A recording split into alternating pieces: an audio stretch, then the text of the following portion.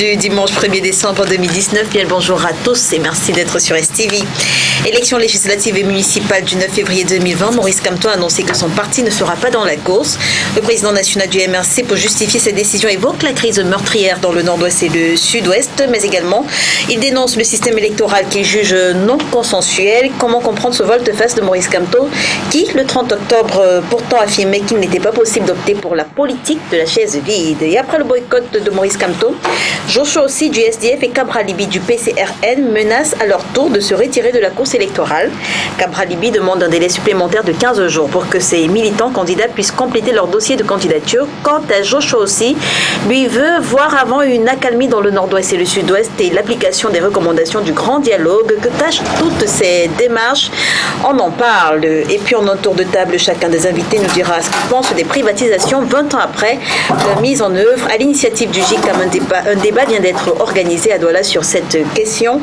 Mais avant ces deux sujets, en entrée, nous parlerons de la mission conjointe effectuée cette semaine au Cameroun par le président de la Commission de l'Union africaine, la secrétaire générale de l'Organisation internationale de la francophonie et la secrétaire générale du Commonwealth.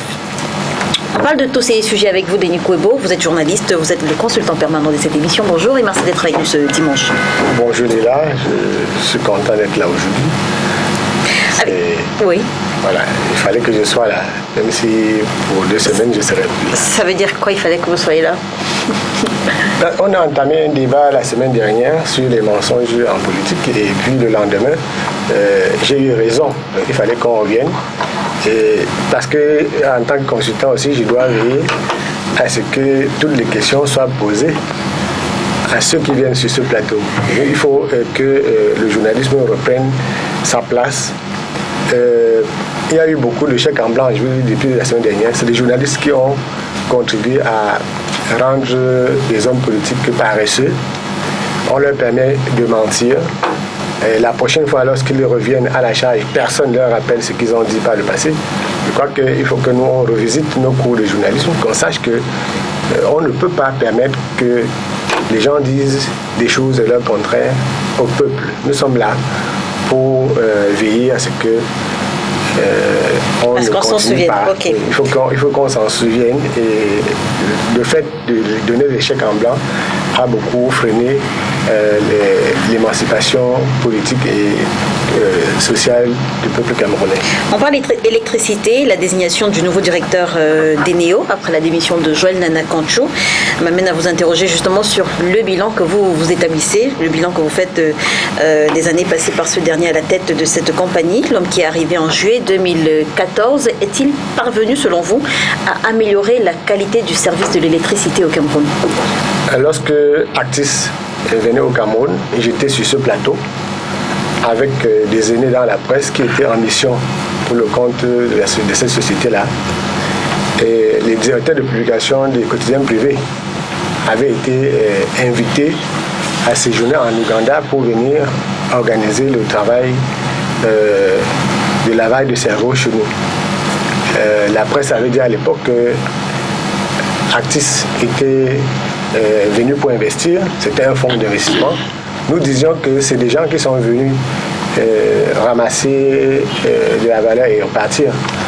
Donc de 2014 à ce jour, rien n'a changé. Je crois que ce n'est pas à moi de dire qu'on a raté plusieurs émissions ici, plusieurs fois, parce qu'il n'y a pas d'électricité.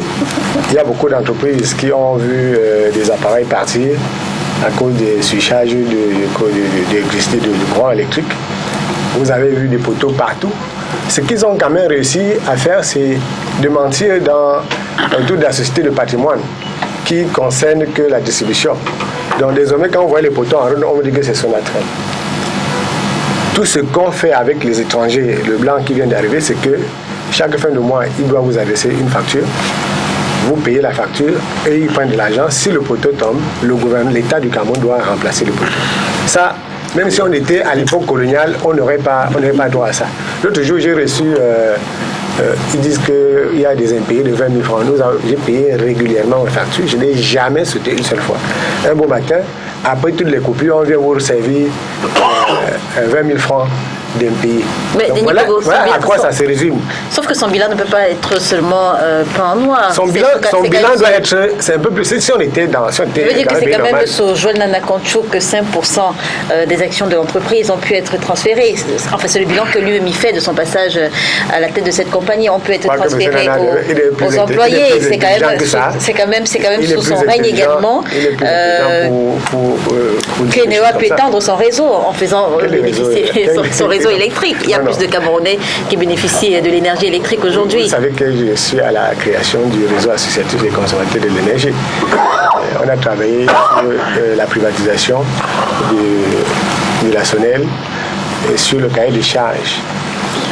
Les 5% le capital qu'on remet au personnel, c'est ce qui est prévu à la privatisation. Donc vous ne pouvez pas venir faire un discours public pour vanter d'avoir respecté ce qui était prévu et que votre entreprise ne respectait pas du tout, sous le regard entièrement favorable de l'État. Vous ne pouvez pas dire que vous avez étendu le réseau lorsque je dis que les poteaux sont... Moi, je suis dans la zone de Bassage. Quand vous passez en route tous les jours, si vous ne voyez pas un poteau électrique qui bloque la voie, c'est que vous voyez un câble qui est dans les rigoles. Et ce qu'on a réussi à faire, c'est que à l'époque, on avait une première marionnette qui avait été remplacée par M. Nana. Lorsqu'ils viennent, ces gens, ils ne viennent pas comme... ils ne sont jamais venus comme Camerounais. Si vous sentez une seule minute Camerounais,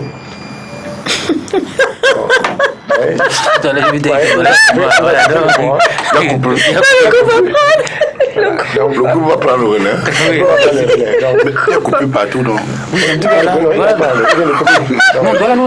te souviens, c'est la deuxième fois qu'il le fait. C'est exactement en fait, la dernière fois, dès qu'on a commencé à parler de la lumière. Alors, Denis Kobo, justement, on parlait de, fort heureusement, le groupe a pris le relais. C'est pas facile de démentir un témoin de l'histoire. Parce qu'on vient de nous couper le courant, parce qu'on parlait justement de ces coupures. Voilà le bilan qu'on peut faire du passage de M. Nana. Je disais que lorsque vous êtes directeur à la tête d'une entreprise dont le capital est majoritairement détenu par les étrangers, la seule chose que vous pouvez faire, c'est d'aimer votre pays. Or, lorsque vous êtes de connivence avec des intérêts étrangers pour spolier votre peuple, d'abord du droit à l'électricité, les contrats d'abonnement à Eneo, c'est contrat de fourniture permanente du courant électrique. Fourniture permanente. Il y a le mot permanent. Tout ce qu'on a eu sous l'administration de M. Nana, comme je sais devenu dit, il faut économiser le courant électrique, il faut éteindre les appareils. Je n'ai jamais vu un commerçant qui a pour seul programme commercial sur le marché de dire aux consommateurs de limiter au minimum leur consommation. On n'a jamais vu parce qu'on ne produit pas assez. Ils savent justement qu'il n'a pas, soit vous n'avez pas de marchandises, soit c'est une marchandise qui est nocive à la santé, soit vous êtes incapable de vous terminez, Denis Kobo. Donc sur cette question de l'énergie, chaque Camerounais peut mieux répondre que moi. Il ne s'agit pas de faire comme si nous voyions ce que les autres ne voyaient pas. Mais il faut, comme on a dit, qu'il faut rester sur l'histoire, plaindre tous les journalistes qui étaient en Ouganda, plaindre tous ceux qui étaient sur ce plateau de 7 hebdo et sur d'autres plateaux les dimanches, payés par l'agence poliée aux contribuables, aux consommateurs d'énergie pour défendre ce qui n'est pas défendable. Donc, il n'y aura pas de changement, tout simplement, on va s'acheminer vers de plus en plus de coupures d'électricité. À côté de vous, nous recevons Alex Nguipi du Mouvement pour la Renaissance du Cameroun. Bonjour et merci d'avoir accepté notre invitation.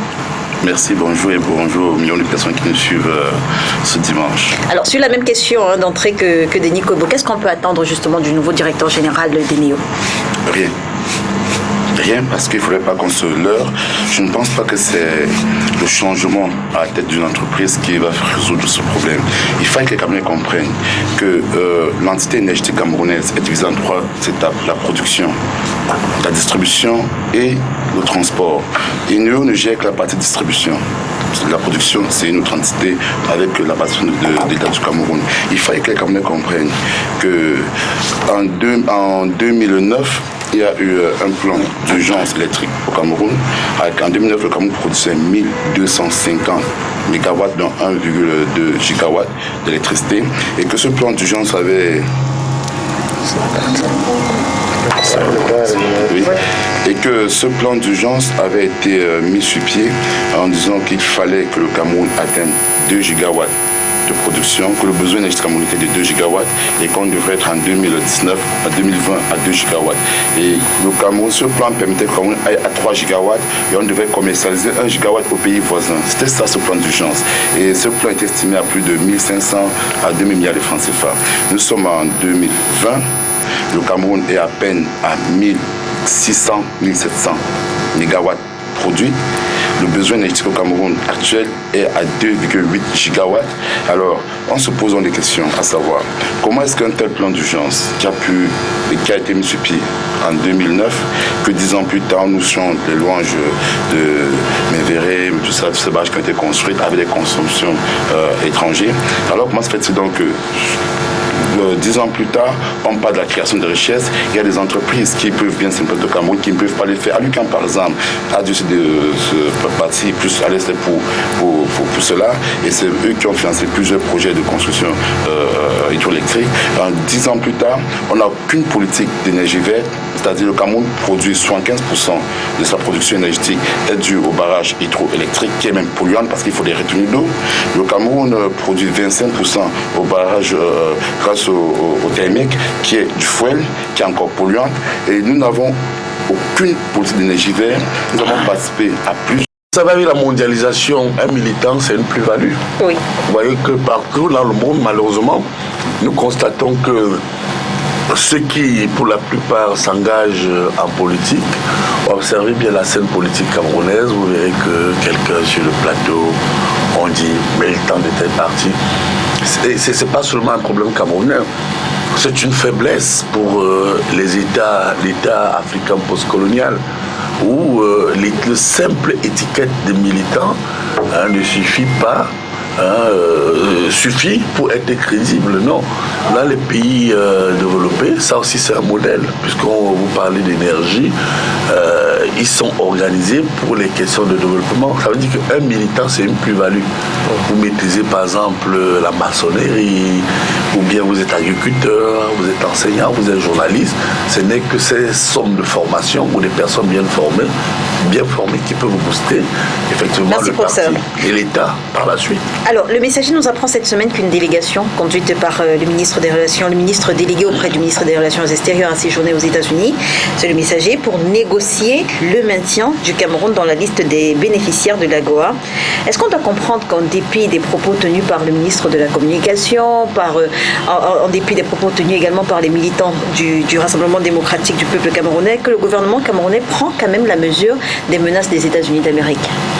Je pense que cette délégation, je crois, elle est conduite par le ministre délégué au Commonwealth, auprès du ministre des Relations extérieures, M. Félix Mbayou.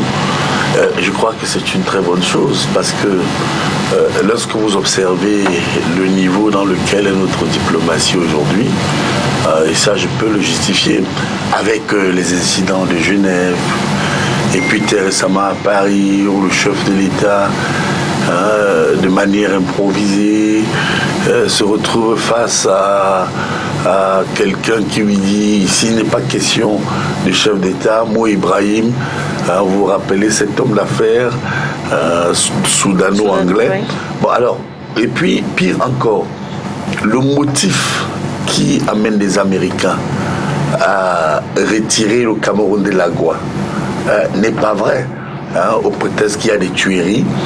C'est parce qu'effectivement, les Américains ne sont pas informés et l'État n'a pas mis en place un lobby fort.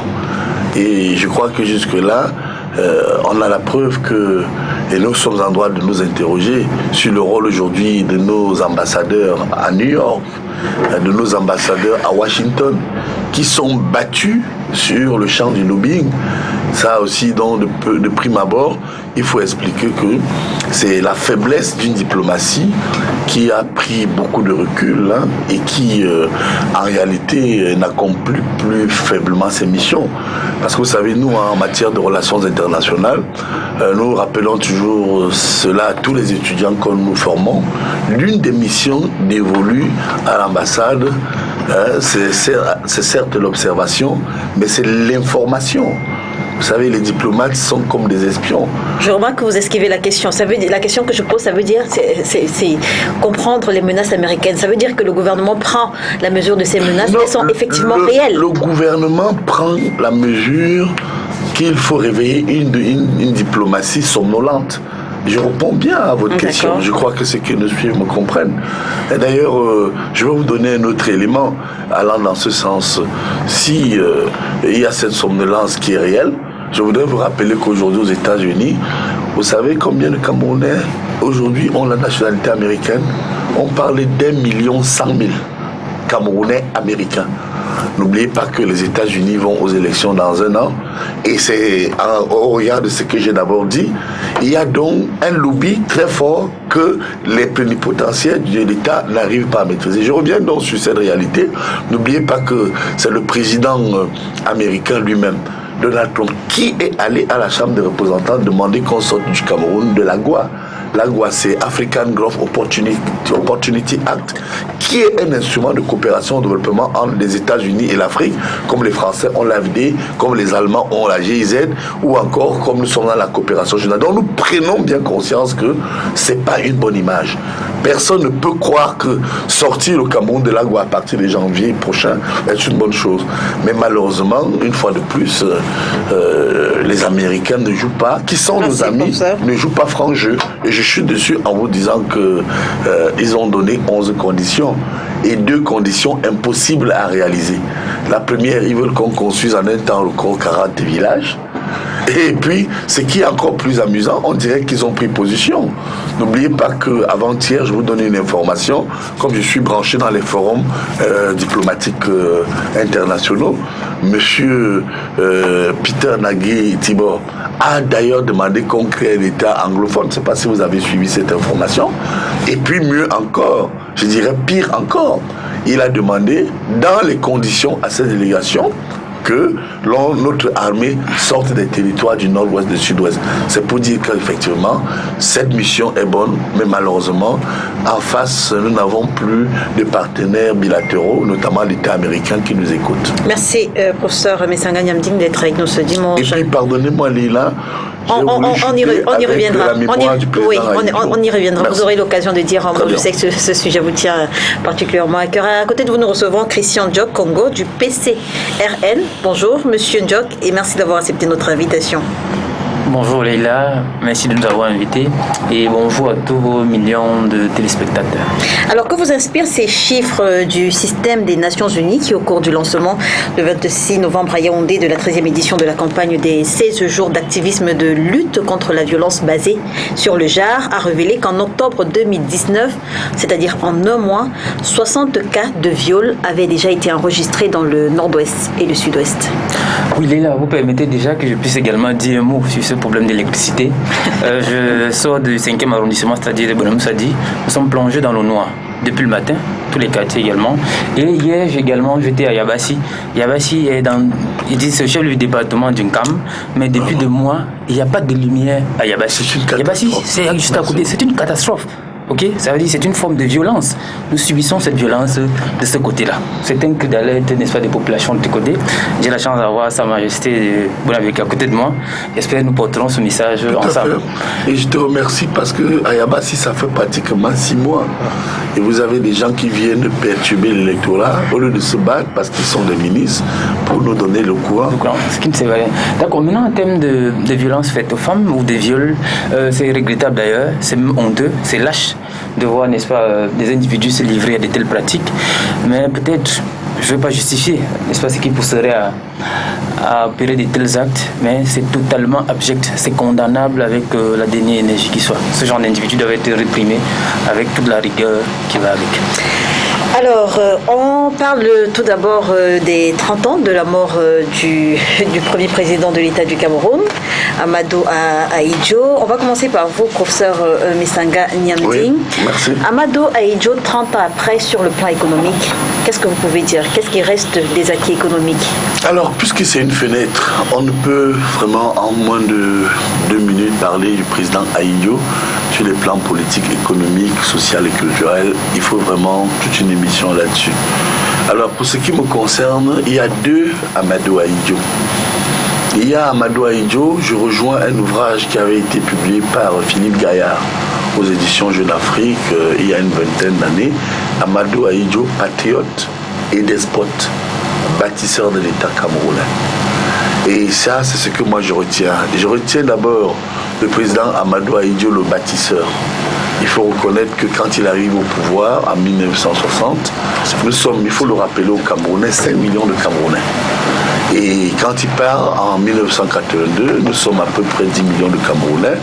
Et il y a une dynamique quand même qui s'installe où personne ne peut nier que le président Amadou Ahidjo, le bâtisseur, effectivement, au sens de Philippe Gaillard, de l'État camerounais moderne, a projeté le Cameroun vers ce qu'on appelle aujourd'hui l'émergence.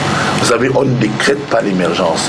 On avait des sociétés comme Kamsuko, Sosucam, Alicam, on avait Bata et bien d'autres. Personne ne peut nier Chococam, Unalor. Personne ne peut nier que déjà à cette époque, il y avait une projection où le Cameroun rivalisait avec des États comme la Corée.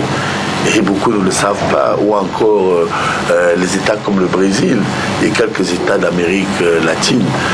On peut reconnaître effectivement que sur ce plan, c'était aussi le bâtisseur. Parce que lorsque vous observez aujourd'hui le président Amadou Ahidjo, toutes les écoles qui existent au Cameroun, c'est Ahidjo. L'IRIC, où j'enseigne, c'est Ahidjo. L'ENAM, c'est le président Amadou Ahidjo. L'INJS, c'est le président Ahidjo. L'ISEC, c'est le président Ahidjo. Polytechnique, École des travaux. Et puis, au-delà même de ça, les grands monuments de la République. Le stade de la réunification, le palais des congrès, le palais de l'unité. On peut aller plus loin aussi avec le stade Amadou Ahidjo lui-même et un certain nombre d'infrastructures qui font aujourd'hui qu'il avait 3 plans. Et je vais terminer là-dessus. Oui. Sur le plan d'abord, il avait d'abord la culture, où il y avait effectivement le makossa, la musique, le mangambeu et toutes nos variétés musicales qui se portaient bien et c'était encadré. Souvenez-vous par exemple de fleurs musicales du Cameroun. Et puis l'autre pilier économique, le plus grand symbole, c'était la Camer, Cameroun Airlines. Et puis à côté, sur le plan sportif, il y avait effectivement, personne ne le peut le nier, il y avait effectivement également le football. Malheureusement, effectivement, le deuxième Amadou Ahidjo, parce que j'ai dit qu'il y en a 2. Oui, il faut terminer rapidement. Le bâtisseur, et j'ai bien montré ce qu'il nous a apporté jusqu'à son départ, mais il y avait aussi le despote, c'est-à-dire le tyran. Parce qu'effectivement, nous sommes en droit, au regard de ce que je viens de dire, avec ces 2 étapes, la consolidation de l'État camerounais qui a été acquise, bon, c'était aussi le prix. Parce qu'à l'époque, il y avait des prisons comme Mantoum, Tcholéré, Yoko, il n'y avait pas la liberté. On parle justement de ça avec voilà, et pour cumuler, donc, je pense que, quoi que l'on dise, le bilan du président Amadou Ahidjo il est nettement plus positif que négatif. Mais on comprend aussi une chose, c'est que oui, sur le plan économique, il évoquait, et puis il a laissé des entreprises qui n'existent plus. Mais pour conclure et terminer sur ce point, je pense qu'on a l'impression, au regard de l'état dans lequel se portait le Cameroun sous le président Ahidjo, que le MSC doit bien ouvrir ses oreilles, qu'on a besoin de la chicotte pour que les Camerounais se comportent bien. Parce qu'en même temps, on ne pouvait pas faire n'importe quoi. Je crois que c'est qu'à ce prix qu'Ahidjo a atteint ses objectifs. 30 ans après Amadou Ahidjo, sur le plan politique et économique. D'abord, je tiens... Politique, sur le plan politique et des libertés, je vous demande pardon. Je tiens à rendre hommage à ce grand homme qui a su marquer à son époque l'État du Cameroun. C'est une figure emblématique de l'histoire.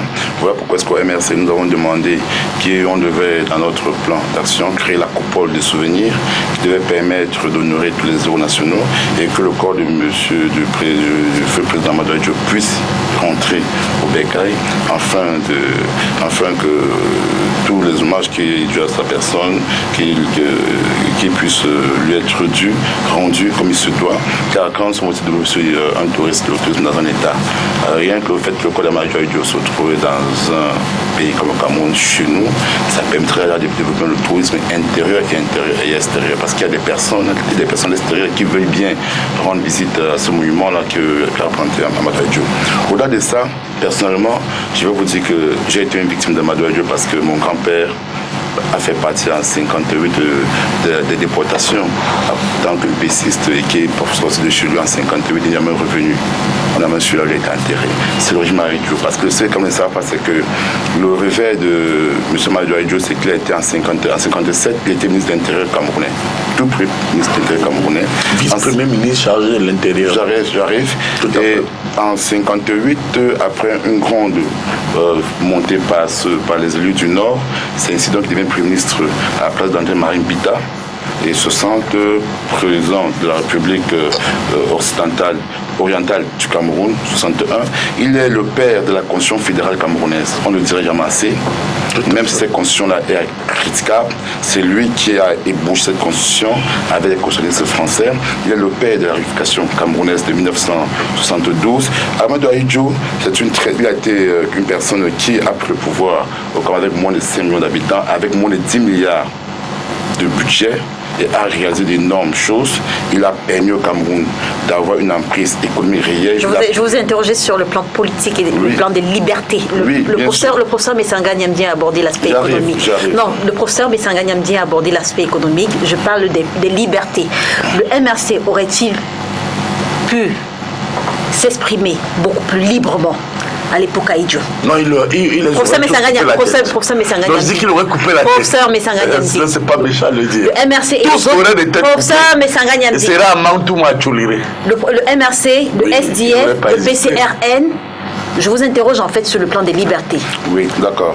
Vous savez, je ne sais pas quand le professeur dit qu'ils auraient tous tête coupée, je ne sais pas au fait que de parler dans une télé est une liberté d'expression. La liberté d'expression de plusieurs formes. Donc M. Madou à son époque aussi avait une liberté d'expression qu'il a laissée. Il n'a pas permis que les gens le critiquent ouvertement. Mais Ahidjo a laissé cette liberté d'expression. La liberté d'expression, la liberté, comme on le dit, ne se résume pas autant de parole dans un média. Non, c'est loin de là. La manifestation, il y a plusieurs choses qui entrent à l'intérieur. Manifestation publique. Non, oui, il y a cela entre dans les droits fondamentaux, les droits humains. Donc, je ne vais pas entrer dedans. C'est vrai que M. Mamadou Ahidjo est vu comme un despote. À cette époque, il a été vu comme un despote, mais il n'a pas commis l'un des très grands crimes de son époque.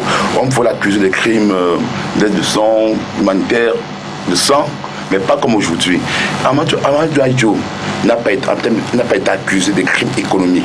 Il faudrait qu'on le dise aux Camerounais. Les crimes économiques sont des crimes humanitaires, sont des crimes imprescriptibles. Est-ce que le président Biapoul l'a fait? Donc on ne va pas comparer les libertés fondamentales du temps d'Ahidjo et ceux de M. Biapoul.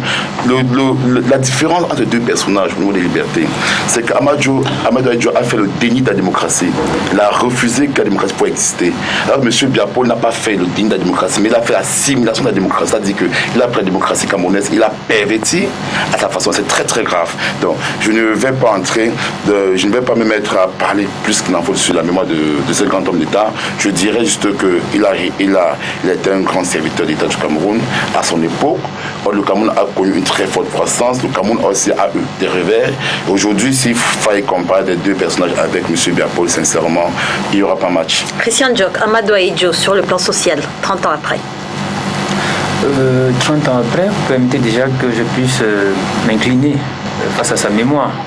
Vous savez bel et bien que la famille politique à laquelle j'appartiens, le PCRN, notre leader, Kaba Libi, s'identifie à lui, c'est appelé, n'est-ce pas, le Ahidjo des temps modernes, c'est-à-dire celui qui, n'est-ce pas, envisageait une certaine transformation de la société. Kaba Libi s'est rendu le 21 septembre 2018 à Dakar, n'est-ce pas, pour commémorer sa mémoire. Également, a entendu, n'est-ce pas, ramener sa mémoire au panthéon, n'est-ce pas, de l'histoire du Cameroun. Maintenant, sur le plan social, en réalité, on ne saurait dissocier l'aspect social de l'aspect politique, parce qu'on parlerait mieux ici de l'aspect sociopolitique. Il est à noter que pour nous autres qui n'avons pas vécu cette période, étant culturellement attachés, n'est-ce pas, une ère géographique et sociologique où il savait que nos dimensions ont subi, n'est-ce pas, les affres de la gestion, n'est-ce pas, de femmes présidents. Mais il faut noter quand même que ici, nous, on a en mémoire deux images. L'image qui nous a toujours été présentée comme étant le bâtisseur, parce qu'en réalité, le social, c'est la dimension économique. Okay? Et si sur la dimension économique, comme le professeur l'a développé ici, on avait des lueurs. Parce que tout ce que le professeur a dit, il nous a fait comprendre ici que comparativement, n'est-ce pas, à son maître politique, le président Paul Biya, le président Amadou Ahidjo, lui, il a réussi. Et il savait qu'il y avait une certaine stabilité sociale en ce moment-là. Parce que quand on parle de social également, on voit la chose dans toute sa dimension. Il y avait une stabilité sociale, les populations pouvaient, n'est-ce pas, se nourrir, dit-on. Il y avait, n'est-ce pas, des organisations qui permettaient naturellement de pouvoir se mouvoir. Et il y avait une certaine vigueur des populations. Donc on peut quand même dire, on est en droit de se dire quand même qu'à cette époque, la dimension sociale était quand même mieux, n'est-ce pas, mieux structurée, mieux organisée, mieux repartie qu'aujourd'hui. Il y avait moins, n'est-ce pas, d'injustice sociale qu'aujourd'hui. Parce qu'en réalité, ce que nous vivons aujourd'hui, c'est davantage d'injustice sociale. Il savait donc qu'au temps du tout premier président Amadou Ahidjo, il y avait comme une sorte d'équité et d'égalité. Donc, peu de justice sociale, mieux structurée qu'aujourd'hui. C'est un peu ce que nous pouvons dire. Nous ne l'avons pas vraiment connu. Nous disons que les livres d'histoire, nous avons, n'est-ce pas, ici des récits les uns des autres, mais on peut quand même faire une étude comparative pour se dire d'hier à aujourd'hui, il savait qu'hier était mieux structuré qu'aujourd'hui. Est-ce qu'on peut en même temps saluer la mémoire des héros nationaux, les martyrs, et saluer au même moment la mémoire d'Amadou Ahidjo sans que ce ne soit contradictoire? Non, en réalité, il faut replacer la chose dans son contexte. En ce moment-là, il était question, n'est-ce pas, du jeune État naissant. Il fallait, n'est-ce pas, consolider l'unité nationale. Et il fallait forcément, moi je le dis, il fallait forcément avoir, n'est-ce pas, une main de fer pour pouvoir gérer.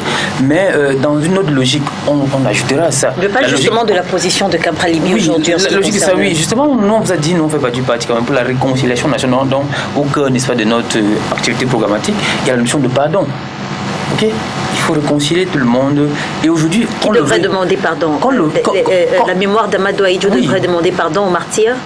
Qu'on le veuille ou non, il y a déjà une loi qui a amnistié tout le monde. Ils sont au même pied d'égalité. Que ce soit aujourd'hui ou Miobé et autres, on se dit, bon d'accord, ils sont tous des héros. Amadou Ahidjo ou Miobé au même pied d'égalité. Ils sont tous des héros de l'histoire du Cameroun. Chacun ayant contribué, n'est-ce pas, à sa façon. Je ne vais pas entrer dans cela, parce que je pourrais me réclamer, n'est-ce pas, d'être un Oumiobiste, peut-être parce qu'étant proche sociologiquement, mais c'est pas ça la question. Aujourd'hui, nous avons deux images, deux symboles, le président Amadou Ahidjo et Ruben Oumiobe qui conduisait, n'est-ce pas, ici l'histoire, n'est-ce pas, des martyrs de la République.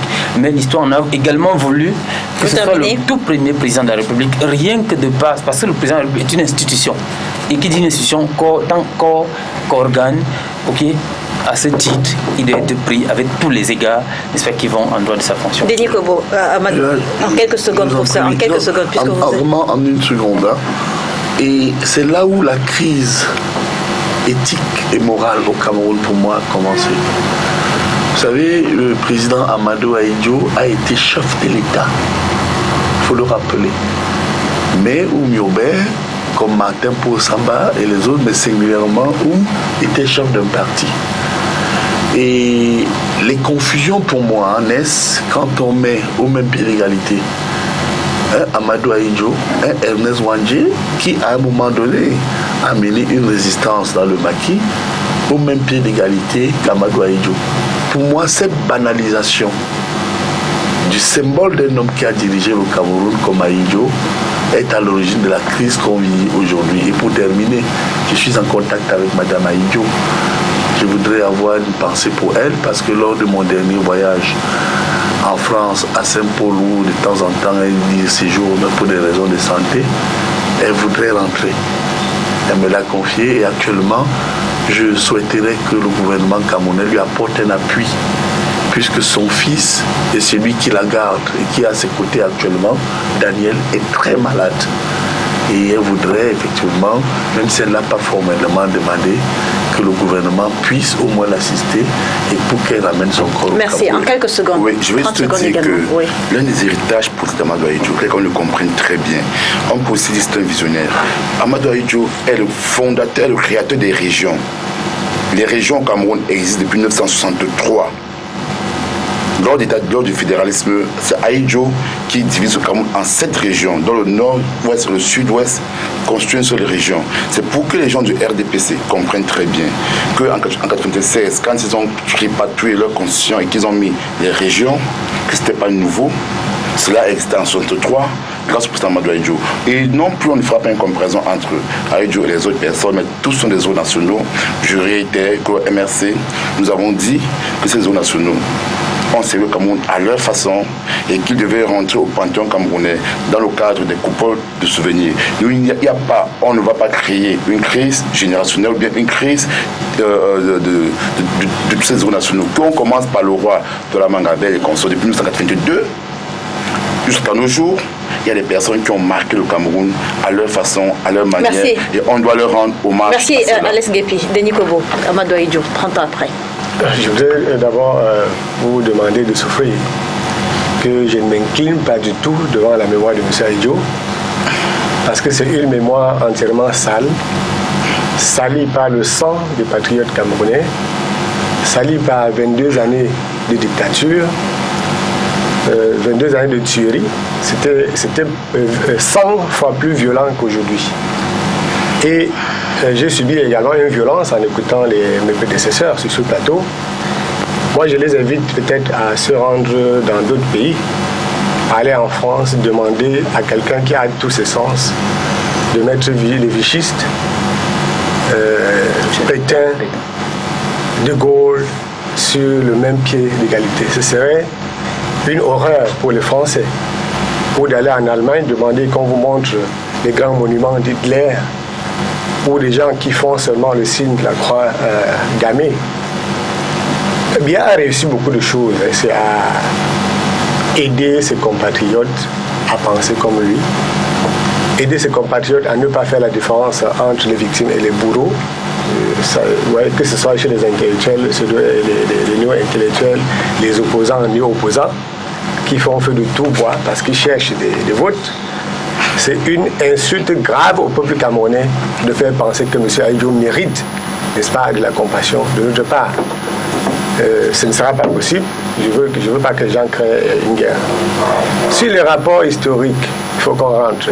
Ahidjo, ok, vous avez un pays qui a 5 millions d'habitants et un autre pays qui a 25 millions d'habitants avec les mêmes ressources naturelles, le même socle social qui va se déconstruire en raison de la mauvaise politique d'Ahidjo. Alors, pour ceux qui disent que Ahidjo a quand même été un homme d'État, qu'il a fait 22 ans de pouvoir, il était obligé de tuer pour exister et pour que le Cameroun existe. J'espère qu'ils auront le courage de dire que Biya a quand même fait 37 ans. Donc Biya mérite doublement le respect, entre guillemets, que mes prédécesseurs doivent à Ahidjo, parce que si vous avez dirigé pendant 37 ans, c'est quand même beaucoup d'années. Vous êtes un grand homme d'État. Ce n'est pas la durée de votre passage à la présidence qui fait de vous un grand homme d'État. Qu'on fait le camarade de Sankara, vous savez combien d'années de pouvoir il a fait. Et il est 100 milliards de fois plus important, plus vénéré par les Africains que les gens dont on ne va plus citer non ici. Il faut faire attention. Et tout à l'heure, je parlais en début d'émission de la confusion qui règne au Cameroun. Si quelqu'un se réclame d'Ahidjo, ça veut dire qu'il a un complot contre les Camerounais. Tout comme ceux qui réclament de Biya auront à répondre de la même façon demain. Je serais sorti de cette question en disant que il ne faut pas faire des comparaisons en ça rectiligne. Ce n'est pas comparaison pour comparaison.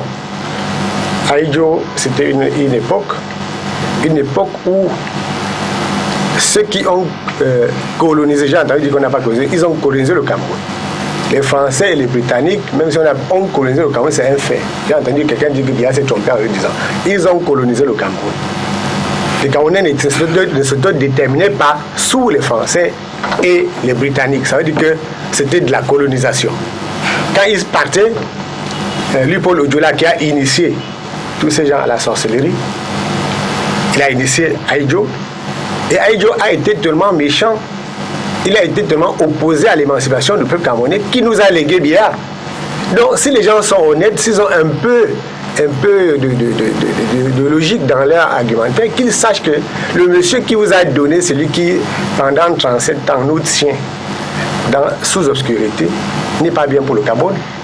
Aïdjo était tellement visionnaire, donc il vous a légué Biya et vous applaudissez. Si vous applaudissez, il faut rester logique jusqu'au bout en disant que Aïdjo a fait 22 ans, Biya a fait mieux que lui en 37 ans. Et les entreprises qui naissent et qui disparaissent, c'est le cycle de vie des entreprises. Donc on ne mesure pas le dynamisme économique par la durée de vie de telle entreprise qui était sous Aïdjo. Ces entreprises, ça servait à quoi? Ça servait à quoi? Qui tenait ces entreprises? Est-ce que c'était des entreprises camerounaises aux mains des Camerounais pour développer le Cameroun? Auquel cas, vous avez combien de kilomètres de bitume qui ont été posés grâce à cet argent-là? C'était une autre forme de reproduction du développement et de reproduction de la rente. Ça s'est passé sous lui, il n'y avait pas beaucoup d'habitants comme aujourd'hui, il n'y a pas beaucoup d'intellectuels comme aujourd'hui. Après lui, le même système a continué avec une autre rente. C'est-à-dire ce qui se faisait sur Aïdjo avec telle entreprise se fera avec telle autre. Et quand vous regardez le discours du personnel politique qui entend prendre la relève de Biya, mais ça vous fait peur. Moi tout à l'heure j'ai tremblé parce que j'aurais pu piquer une crise de tension de savoir que les jeunes qui viennent là trouvent que Aïdjo est un monument. Si Aïdjo est un Il avait pris pour miroir l'Occident. Louis XVI et tous ces rois Napoléon, ils ont guillotiné le monde. Moi, j'ai eu la modeste chance de mieux connaître, parce qu'on me l'obligeait à l'école en France, l'histoire de France, que autre chose au départ. Vous allez voir que l'Europe, il faut que je vous le dise, l'Occident a été construit sur les dictatures. À travers des gens durs qui coupaient Louis XVI, vraiment ils guillotinaient. Mais alors vous ne pouvez pas... Ce n'est pas notre modèle en tout cas. Oui, c'est vous qui avez pris l'Occident tout à l'heure. Lorsque vous avez parlé de Gaulle qui n'est pas vénéré et autres, ne soyez pas contradictoires. Laissez-moi chuter comme ce n'est pas le débat. Ce que je voudrais tout simplement vous dire que faites attention. Parce que personne n'est ni, un temps soit peu, que le président Aïdjo était un dictateur, mais nous reconnaissons quand même la qualité de bâtisseur d'un État. Les écoles. Merci. Il a fait les routes. Tout le monde. Le palais de l'unité. Laissez-moi donc. C'est pas une prouesse d'avoir fait une route. Moi, je ne suis pas sûr pour faire la route. Le président Paul Biya, que nous soutenons, moi, je ne suis pas sûr que avec tous ces gros prédateurs qu'on a eu aujourd'hui, qui, en termes de ressources, je regrette, il fallait que Biya refasse aussi les palais présidentiels. Permettez-moi. Pour montrer qu'il faut qu'il fasse comme ce qui est dramatique, regardez une ville comme Douala. Je voudrais même vous dire que les routes secondaires même que Aïdjo a laissées sont en train de disparaître. La communauté urbaine d'ici, c'est Aïdjo. Le palais de Bonanjo, c'est Aïdjo. Mais le palais présidentiel de Bonanjo, qui est là? Regardez un hôtel comme le Mont-Fébé, permettez-moi. Vous m'avez dit, il a bâti quoi? Prenez l'hôtel Sawa. L'hôtel Sawa qui reste l'un des préférés, c'est Aïdjo. Regardez l'hôtel Mont-Fébé. Non, je voudrais vous dire que même si vous n'aimez pas le lièvre, disent les Bambara, reconnaissez qu'il va quand même très vite. Pour nous, Aïdjo est une référence. Même merci, si la mission de Paul Biya est différente d'Aïdjo, Paul Biya, sa mission était de consolider l'État et la démocratie. On ne le remet pas en cause, mais il faut reconnaître que Aïdjo a beaucoup travaillé pour le Merci, professeur Messanga Nyamding. Merci, Denis Kwebo, on sort de ce sujet. L'Union africaine, l'Organisation internationale de la francophonie, ce sera en 1 minute pour chacun de vous. Et la francophonie et le Commonwealth en visite conjointe au Cameroun. Moussa Faki Mahamad, Louise Mouchikiwabo et Patricia Scotland, représentant respectivement ces institutions, se seront entretenu cette semaine au Cameroun avec le chef de l'État, mais également avec les acteurs politiques et la société civile. On va commencer par vous, Alex Nguépi. Sous quel prisme est-ce qu'il faut lire cette mission conjointe? Je crois que le professeur Maurice Kamto s'est d'ailleurs entretenu avec les membres de cette mission. Oui, il s'est entretenu avec notre mission. Il n'est pas le seul. Il y a des leaders politiques et d'opinion qui se sont entretenus. Même M. Biapol s'est engagé à cette mission. Donc, quand nous sommes bantou, quand quelqu'un vous rend visite et qu'il décide que vous discutez avec lui, vous devez discuter avec la personne. Ça fait partie de nos cultures bantou. On ne peut pas refuser à l'étranger qui vient vers vous dire je veux qu'on discute. Ce qui est juste curieux, c'est qu'on se rend compte que M. Biapol est très à l'aise de parler aux étrangers à l'Occident que de parler aux Camerounais. C'est-à-dire que les Camerounais veulent discuter avec M. Biapol, il organise un dialogue national. où il n'y prend pas part, où il n'arrive même pas à recevoir les leaders d'opinion en tête à tête pour discuter, pour poser une crise qui fait mal au Cameroun. Je tiens à rappeler que personnellement, j'aime pas cela. Vous savez, il y a le fameux article 51 Nations Unies, le droit à l'ingérence humanitaire. Et quand on voit ces barrières diplomatiques dans un État comme le Cameroun, ils l'ont fait ailleurs. Quand ils viennent, est-ce que ça ne prévaut pas quelque chose de mauvais? J'ose espérer que l'ordre gouvernant camerounais que nous contestons, même s'ils sont illégitimes, et ceux qui sont d'affaires, qu'ils vont comprendre la quintessence de ce qui se passe et qu'ils vont arrêter d'être sourds, qu'ils vont comprendre qu'on ne joue pas avec la vie d'un peuple, on ne joue pas avec les Camerounais et qu'il va falloir qu'on se parle réellement entre nous, qu'on trouve des solutions pour sortir de ces sales guerres dont ce régime nous a entraînés, pour permettre que 8 régions sur 10 qui sont en conflit puissent retrouver la paix, que le Camerounais puisse se sentir à l'aise partout chez lui. Donc, je ne vais pas vendre chez la peau du loup. Je dis personnellement, je ne suis pas à l'aise de voir cela parce que je parle encore bien du droit à l'ingérence humanitaire et ils ont parlé des droits humains, du respect des droits de l'homme. Ça a été le processus que l'international a toujours fait pour venir dans des pays soit supposés être souverains, faire le dictat, imposer leurs entreprises à venir spolier les richesses intérieures de ces États-là, qui sont déjà même spoliées par les Nations Unies.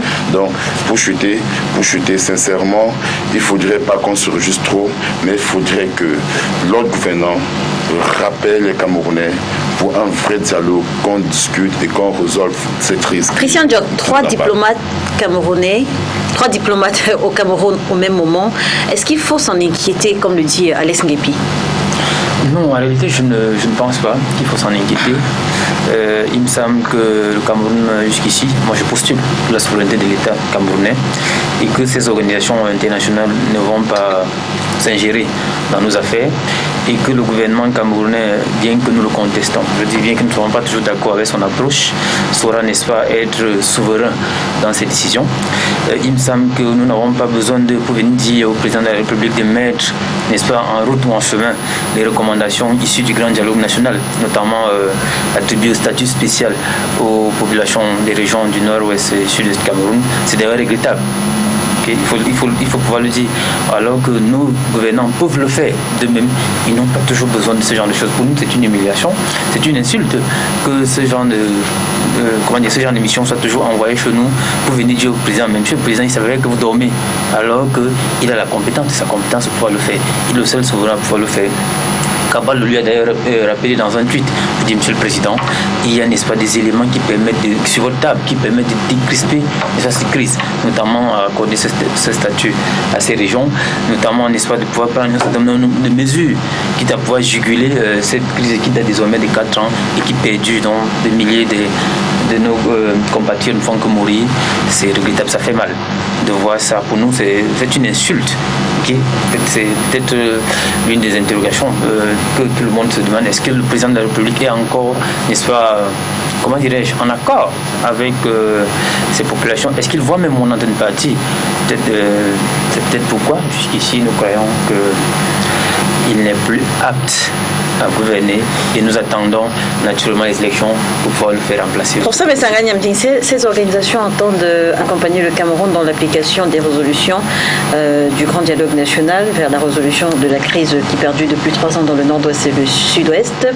Est-ce que vous direz que cet accompagnement est nécessaire et opportun? C'est l'une des qualités. Nous avons parlé du président Amadou Ahidjo et l'un des talents reconnus au président Paul Biya, c'est-à-dire la paix, le dialogue. Vous savez, en matière de relations internationales, je voudrais ici rappeler à ceux qui nous écoutent qu'il y a 2 types de coopération qui encadrent les relations et qui sécurisent les États aujourd'hui. Il y a l'action bilatérale, dans la coopération entre les États, où effectivement, à travers un cadre référentiel de dialogue, les États peuvent échanger entre eux, y compris émettre des avis dans les questions de politique interne, qui ont souvent un impact sur le plan international. Vous savez, les politologues de l'école américaine réaliste appellent ça le linkage politique. C'est-à-dire à partir du moment où on juge un État à partir de sa politique interne. Linkage, in English, is le lien qu'on établit entre l'interne et l'externe. Et ici, il y a un deuxième cap. C'est l'action multilatérale, ce qui concerne la médiation éventuelle que peut mener une organisation ou que peuvent mener les organisations internationales. Il faut qu'on le dise bien précisément. Le Cameroun est membre des Nations Unies, membre de l'Union africaine, membre du Commonwealth et membre de la francophonie. Et ces deux dernières organisations que j'ai citées, c'est le président Paul Biya lui-même qui a engagé cette action multilatérale en allant à la fois au Commonwealth et à l'Organisation internationale de la francophonie. Alors, qu'est-ce que ces organisations sont venues faire? Contrairement aux mensonges que j'entends, moi j'ai eu l'honneur de les rencontrer.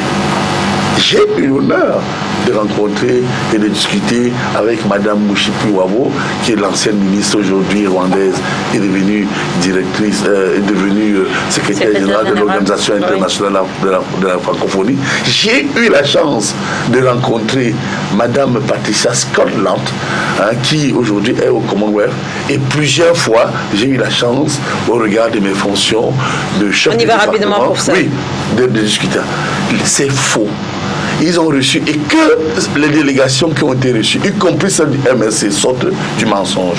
Et qu'elles disent exactement ce dont il était question. Il était question de quoi? Il s'agit, c'est d'un avis et de voir comment on pouvait apprécier, quelque part, la mise en œuvre du grand dialogue au Cameroun. Donc vous comprenez, certains disent, ils sont venus dire ici, ils sont venus dire ça. Et vous aurez davantage, vous journalistes, des témoignages. Et il en sort effectivement que, et je suis là-dessus, le président Paul Biya, qui continue effectivement à renforcer ce grand dialogue national avec les partenaires bilatéraux et multilatéraux, puisse dire à ces personnes que, concernant par exemple les élections, elles sont nécessaires à l'effet de ne pas délégitimer l'État, à l'effet de ne pas délégitimer notre démocratie qui a besoin des institutions. Merci, professeur. Je crois que les partis politiques de l'opposition aussi, qu'ils aient le courage de le dire, comme moi je l'ai dit ici aux téléspectateurs, vous allez vous rendre compte que ces partis ont été reçus. C'était effectivement ça l'esprit. Merci, professeur. Denis Kobo, où se trouve la limite entre cet accompagnement et l'ingérence? Bon, je vous ai dit tout à l'heure que Biya a réussi le coup de faire en sorte que ceux qui se présentent comme étant ses adversaires agissent exactement comme lui. Oui, on a déjà fait croire aux Camerounais que Biya n'a pas dit il y a déjà quelques jours à Paris qu'il allait mettre en place le statut spécial pour le nord de ce sud-est. Je crois que tout le monde, si quelqu'un ici n'a pas suivi, qu'il le dise. 2 jours tout après, le monde l'a suivi. Alors, 2 jours après, on dit que on a demandé à Biya de mettre ce statut en place. Moi, je l'ai entendu dire qu'il va mettre ce statut en place. M. Cabral dit tweet pour demander au président. Vous savez pourquoi ils le font? Ils le font parce que c'est un tweet qu'ils vont reconduire bientôt. Si ce statut est mis en place, chacun ira prendre son tweet et dit nous avons demandé à Biya de mettre ce statut en place. Ils ne savent pas que leur tweet est venu après la déclaration de Biya lui-même. À mon Dieu vision. À mon Dieu vision. Quelle est son émission d'un parti politique? Non, je dis que quelqu'un affirme, un président avait dit je vais faire telle chose.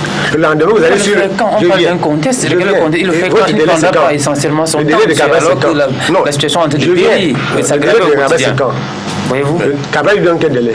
Mais ce statut existe depuis 1996. Je viens Pourquoi il n'a pas fait depuis? Pourquoi il doit le mettre en place? Et vous pensez C'est lui qui gouverne. C'est lui qui gouverne. Il a son temps, il a son temps, il a son Oui, mais en attendant, aller aux élections, vous n'êtes même pas capable d'aller aux élections. Non, vous ne pouvez Vous pas. n'avez aucun statut pour donner Vous n'avez pas de statut exceptionnel. Vous bavardez, Oui, on devait le mettre. Alors on n'a pas mis. On Vous arrive. n'avez aucun statut pour Professeur Messanganyang, qui il arrive. êtes-vous? On arrive. Pour critiquer un monsieur qui gouverne un Camerounais, avec sur le roi souverain. Les partis politiques sont des Sur institutions. le roi souverain, Yancy. Non, Merci, c'est pas messieurs. du Camerounais. Messieurs. À l'université, j'ai dit aux Professeur étudiants que... Professeur Messanganyang, je veux tout d'abord que l'ordre Ce règne. sont des organisations politique partisane. Professeur Monsieur Messanga. je suis le peuple camerounais, je suis le roi souverain. Alès Nguepi. À qui monsieur Alès Nguepi, j'aimerais que Mais l'ordre... vous êtes souverain quand vous avez la majorité. Professeur Messanga Nyamdi. Vous n'avez même pas fuyé les élections, vous êtes tous les peuples camerounais. Comment vous serez souverain? Professeur Messanga Nyamdi et Alès Nguepi. Non. Denis Kwebo. Ne soyez pas usurpateur. Denis Kwebo. C'est le peuple qui est souverain. Professeur. Donc j'en fais partie. Allez dans aux élections. Je suis le roi souverain. Allez aux élections.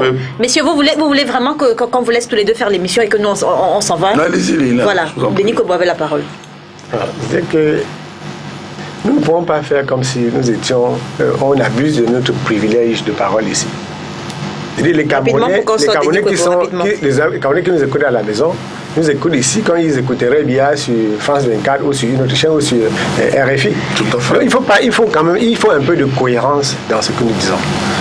Et le professeur le rappelait, je l'ai dit la semaine dernière, quand on dit on agite l'Union africaine, la francophonie ou le Congo comme des épouvantails, c'est faire preuve d'un manque de connaissance des mécanismes internationaux. Ce sont des organisations internationales dont nous sommes membres. Ça fait preuve de légèreté. Alors, si on fait croire aux Camerounais que c'est l'Union africaine dont Paul Biya est le légitime représentant chez nous, c'est le gouvernement camerounais qui est représenté à l'Union africaine. Nous ne sommes pas représentés là-bas.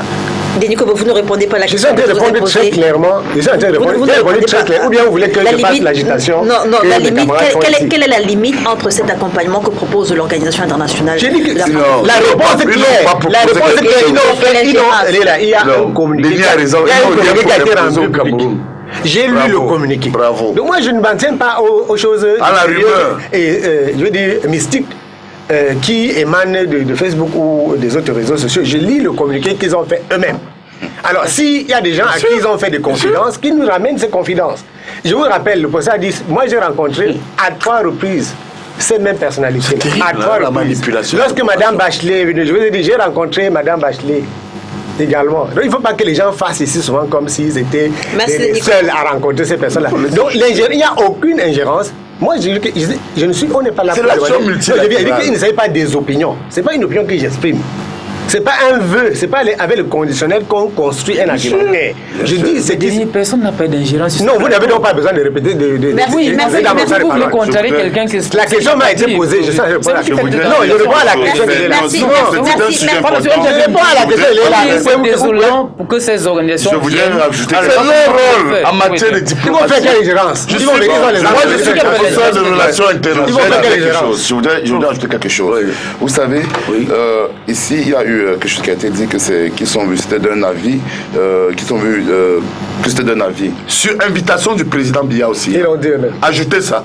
Et qu'ils sont venus mesurer les rapports sur le grand dialogue national. C'est ce qui a été sur ce plateau. Et après, on parle que c'est un avis personnel. Écoutez, qu'on soit un peu clair. Okay? Le mensonge politique doit cesser. Ce qui gêne, c'est parce que cette délégation-là ont omis certains principes, certaines théories, où ils demandent qu'on puisse reprendre le grand dialogue national. Vous avez un document. C'est vous, alors où ils demandent. Non, il faut arrêter ça. Où ils demandent. Ils n'ont pas demandé. Le MSC à l'action en plus au programme national. Et que tout ce qu'ils ont dit. Avec le président. Merci. Donc ça leur gêne. C'est un mensonge que vous dites à la télévision. Ne parlons pas à la fois. C'est la position camerounaise. Comment est-ce qu'on peut dire ce qui n'a pas été dit? Que l'opposition camerounaise a toujours demandé que ce soit cela qui ait été recommandé. En diplomatie, ils sont partis, ils ont émis des vues diplomatiques. Voilà, est-ce que ce que vous dites est contenu dans le communiqué final qui a été... Vous savez, le communiqué a été fait où? On a diplomatie, il sait qu'il... Mais comment est-ce que vous pouvez aller dans les esprits des gens plus ce qui les dérange, c'est qu'il les fait un déni. Ici, les questions de résoudre la crise anglophone. Est-ce que c'est ce qu'ils ont dit au professeur Maurice Kamto? Je veux dire, si ce n'est pas contenu dans le communiqué final, est-ce que... Vous voyez ce qui se passe? Ce qui se passe ici, c'est que tout à l'heure, on a voulu faire croire que, voilà, ils sont venus mettre en place, voilà l'avancement du grand dialogue national des résolutions, ce qui est faux. Parce que de recommandation. Parce qu'en droit, une résolution est obligatoire alors qu'une recommandation est facultative. Merci, professeur. professeur. Et ils ont fait croire que le statut spécial de 96 aussi devrait être implémenté, alors que le statut spécial était quelque chose de nouveau, nouvellement créé par rapport au candidat national, alors que ça existe depuis 96. La question est que depuis 23 ans, le statut spécial n'a même vu le jour. Vous avez commencé à réclamer ces vacances. Ce qui les dérange, depuis votre question, vous avez aujourd'hui que vous avez découvert ça dans la Constitution. Ce qui les dérange, Vous l'avez dit, ce qui dérange, c'est que l'opposition rejoigne celle de l'opposition. Vous l'avez dit, messieurs. On ne va pas s'éterniser sur ce sujet. Élection législative, professeur. Pardon, une seconde aussi. Ça nous appelle. Allez-y rapidement. D'abord, M. Nguepi fait exactement le même dilatoire où le MSC a dit à Mondiovision qu'ils avaient gagné les élections lorsque cette même Union africaine. Vous avez confirmé qu'on a gagné. Il me coupe déjà. Vous l'avez dit. Lorsque cette Union africaine leur a donné 60 jours, ils n'ont jamais ramené les preuves. Nous avons les deux. Ne me coupez pas. Soufflez comme ça. Vous n'avez pas dit de alors, sur le plateau. C'est pas le débat. Non, monsieur, Sinon, je vais vous couper. Allons au débat. Monsieur Nguepi, si vous jouez à ce jeu, vous n'allez pas me moi, je m'étais quand même parlé. Mais si vous prenez ce rythme, vous n'allez pas vous en sortir. Parce que vous ne pouvez rien avec moi en termes de débat violent. Voilà, c'est déjà. Vous ne pouvez pas. Merci, professeur. Donc vous n'avez pas le mot. Moi, je demande la permission d'aller la demander. Mais si vous jouez, il dit permettez que l'ordre revienne. C'est la honte qui vous fait m'empêcher de parler. Messieurs, alors moi, oui, professeur, je vais vous redonner la parole, professeur. Mais j'aimerais juste... Le principe, c'est que lorsque quelqu'un a la parole, on le laisse aller jusqu'au bout. On ne se coupe pas. Il faut que les téléspectateurs qui ont pris sur eux de nous regarder ce dimanche puissent au moins entendre ce que les uns et les autres pensent. Mais qui parlons du LPC, pas du MRC. Allez-y, professeur, vous terminez. Est dans un parti. Professeur, vous avez 30 secondes pour terminer. Dans leur démagogie permanente et leur violence intentionnelle constante, on leur a dit apporter les résultats, ils n'ont pas apporté. Pire encore, ils parlent du droit. Et je suis là-dessus. Il a convoqué ici le droit humanitaire, l'article 51. Mais moi, je peux vous convoquer l'article 56 et 57 de la Charte des Nations Unies, qui parle également... Je parle du 28. Qui parle également... Ouais, ils ne peuvent pas tenir. Ils ne peuvent pas tenir. On vous a dit on doit vous museler. On vous dit de vous taire, vous refusez de vous taire. Mais comment, quand vous serez au pouvoir, c'est comme ça que vous allez gouverner? Arrêtez un peu. Laissez-moi parler. Je ne suis pas ici pour vous. Je suis ici pour cette télévision et pour les téléspectateurs. Allez-y, professeur. Fermez-la maintenant. Et je voudrais donc, dans cet élan, préciser que l'article 57 de cette charte parle également des questions de développement, d'aide au développement. Pourquoi vous vous accrochez sur le droit d'ingérence humanitaire? Parce que vous n'avez pas compris que l'intention du législateur sur ce point, après la guerre en Occident, était de déstabiliser l'État africain. Donc il faut un peu arrêter. Ils sont venus pour vous écouter et je crois que la mission ad hoc est terminée. L'action multilatérale demeure. Paul Biya et notre régime restent crédibles parce que c'est sur invitation du président. Merci, professeur. Merci, professeur Messanga-Nyamding. Élection législative et municipale de février 2020, ce sera finalement sans le mouvement pour la renaissance du Cameroun. Le professeur Maurice Kamto l'a annoncé lundi dernier au cours d'une conférence de presse organisée à Yaoundé. On va commencer par vous, Alex Nguepi. Est-ce que vous avez été surpris par cette décision de Maurice Kamto? Pas du tout, parce qu'en principe, nous avons... Vous n'avez pas été surpris? Non, nous n'avons pas été surpris.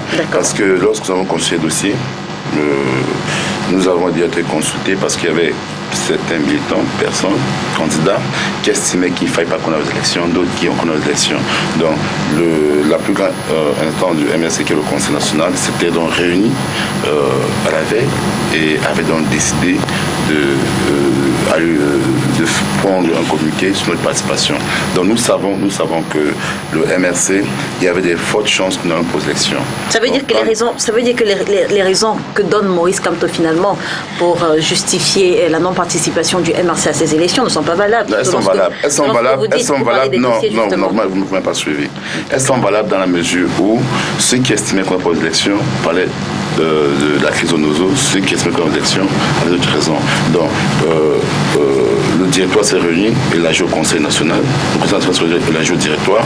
Et c'est clair que par rapport à la crise de Nozo, nous avons, dès le départ, on attendait les résolutions du candidat national, mais il fallait faire construire les dossiers. Et on s'est dit pendant la construction des dossiers qu'il y aura des réponses claires et nettes de l'ordre gouvernant par rapport à la crise de Nozo. Mais on s'est rendu compte que jusqu'à la veille du dépôt des candidatures, l'ordre gouvernant n'avait rien fait pour le Nozo et qu'il en continue à mourir du côté de Nozo. Il y a eu un candidat national qui aurait dû stopper de manière radicale la crise du Nozo. Donc ce qu'on doit comprendre, c'est que quand le moment...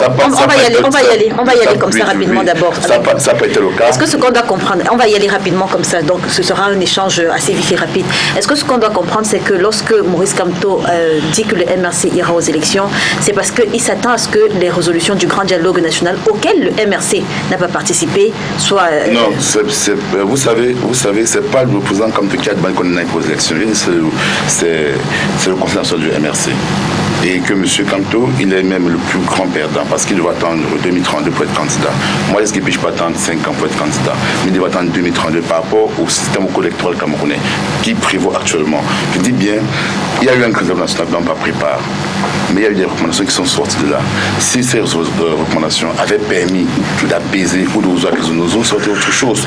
Mais il s'avère que jusqu'à la veille des élections, on a eu l'entubage du régime en place, où on n'a eu aucune implémentation de ces résolutions, notamment le statut spécial accordé. Si après le candidat national, l'intérêt supérieur de la nation prévaut qu'il n'y avait plus de morts du côté du Nozo, ça aurait été à donne parce que nous voulions que cette guerre s'arrête, nous voulions que cette crise de Nozo puisse être résolue.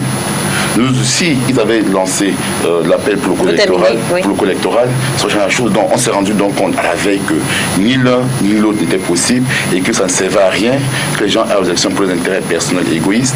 Il fallait promouvoir l'intérêt supérieur de la nation qui est l'intérêt public. Merci, M. Nguépi. On reviendra avec vous. Je propose qu'on prenne tout d'abord cette petite réaction du professeur Maurice Kamto. En fait, ce sont les propos qu'il a tenus le 30 octobre justement à cette réunion des femmes politiques, des femmes du MRC. On prend cette réaction et on se retrouve juste ici derrière. Je le dis et je vais être clair là-dessus. La politique du boycott en matière électorale n'a jamais payé nulle part. Oui, certains disent qu'ils ne comprennent pas que nous allions aux élections. Alors que peut-être on n'a pas changé le code électoral. Alors qu'on n'a pas réglé la crise de nos amis. Et je vous pose la question. Est-ce que si nous n'allons pas aux élections, ça changera le code électoral? Est-ce que si nous n'allons pas aux élections, on va régler la crise de nos autres? Nous allons aux élections pour nous donner une chance d'être en position de régler la crise. Utiliser les arguments pour convaincre les autres Camerounais. Je veux que demain vous raffiez la majorité à l'Assemblée nationale.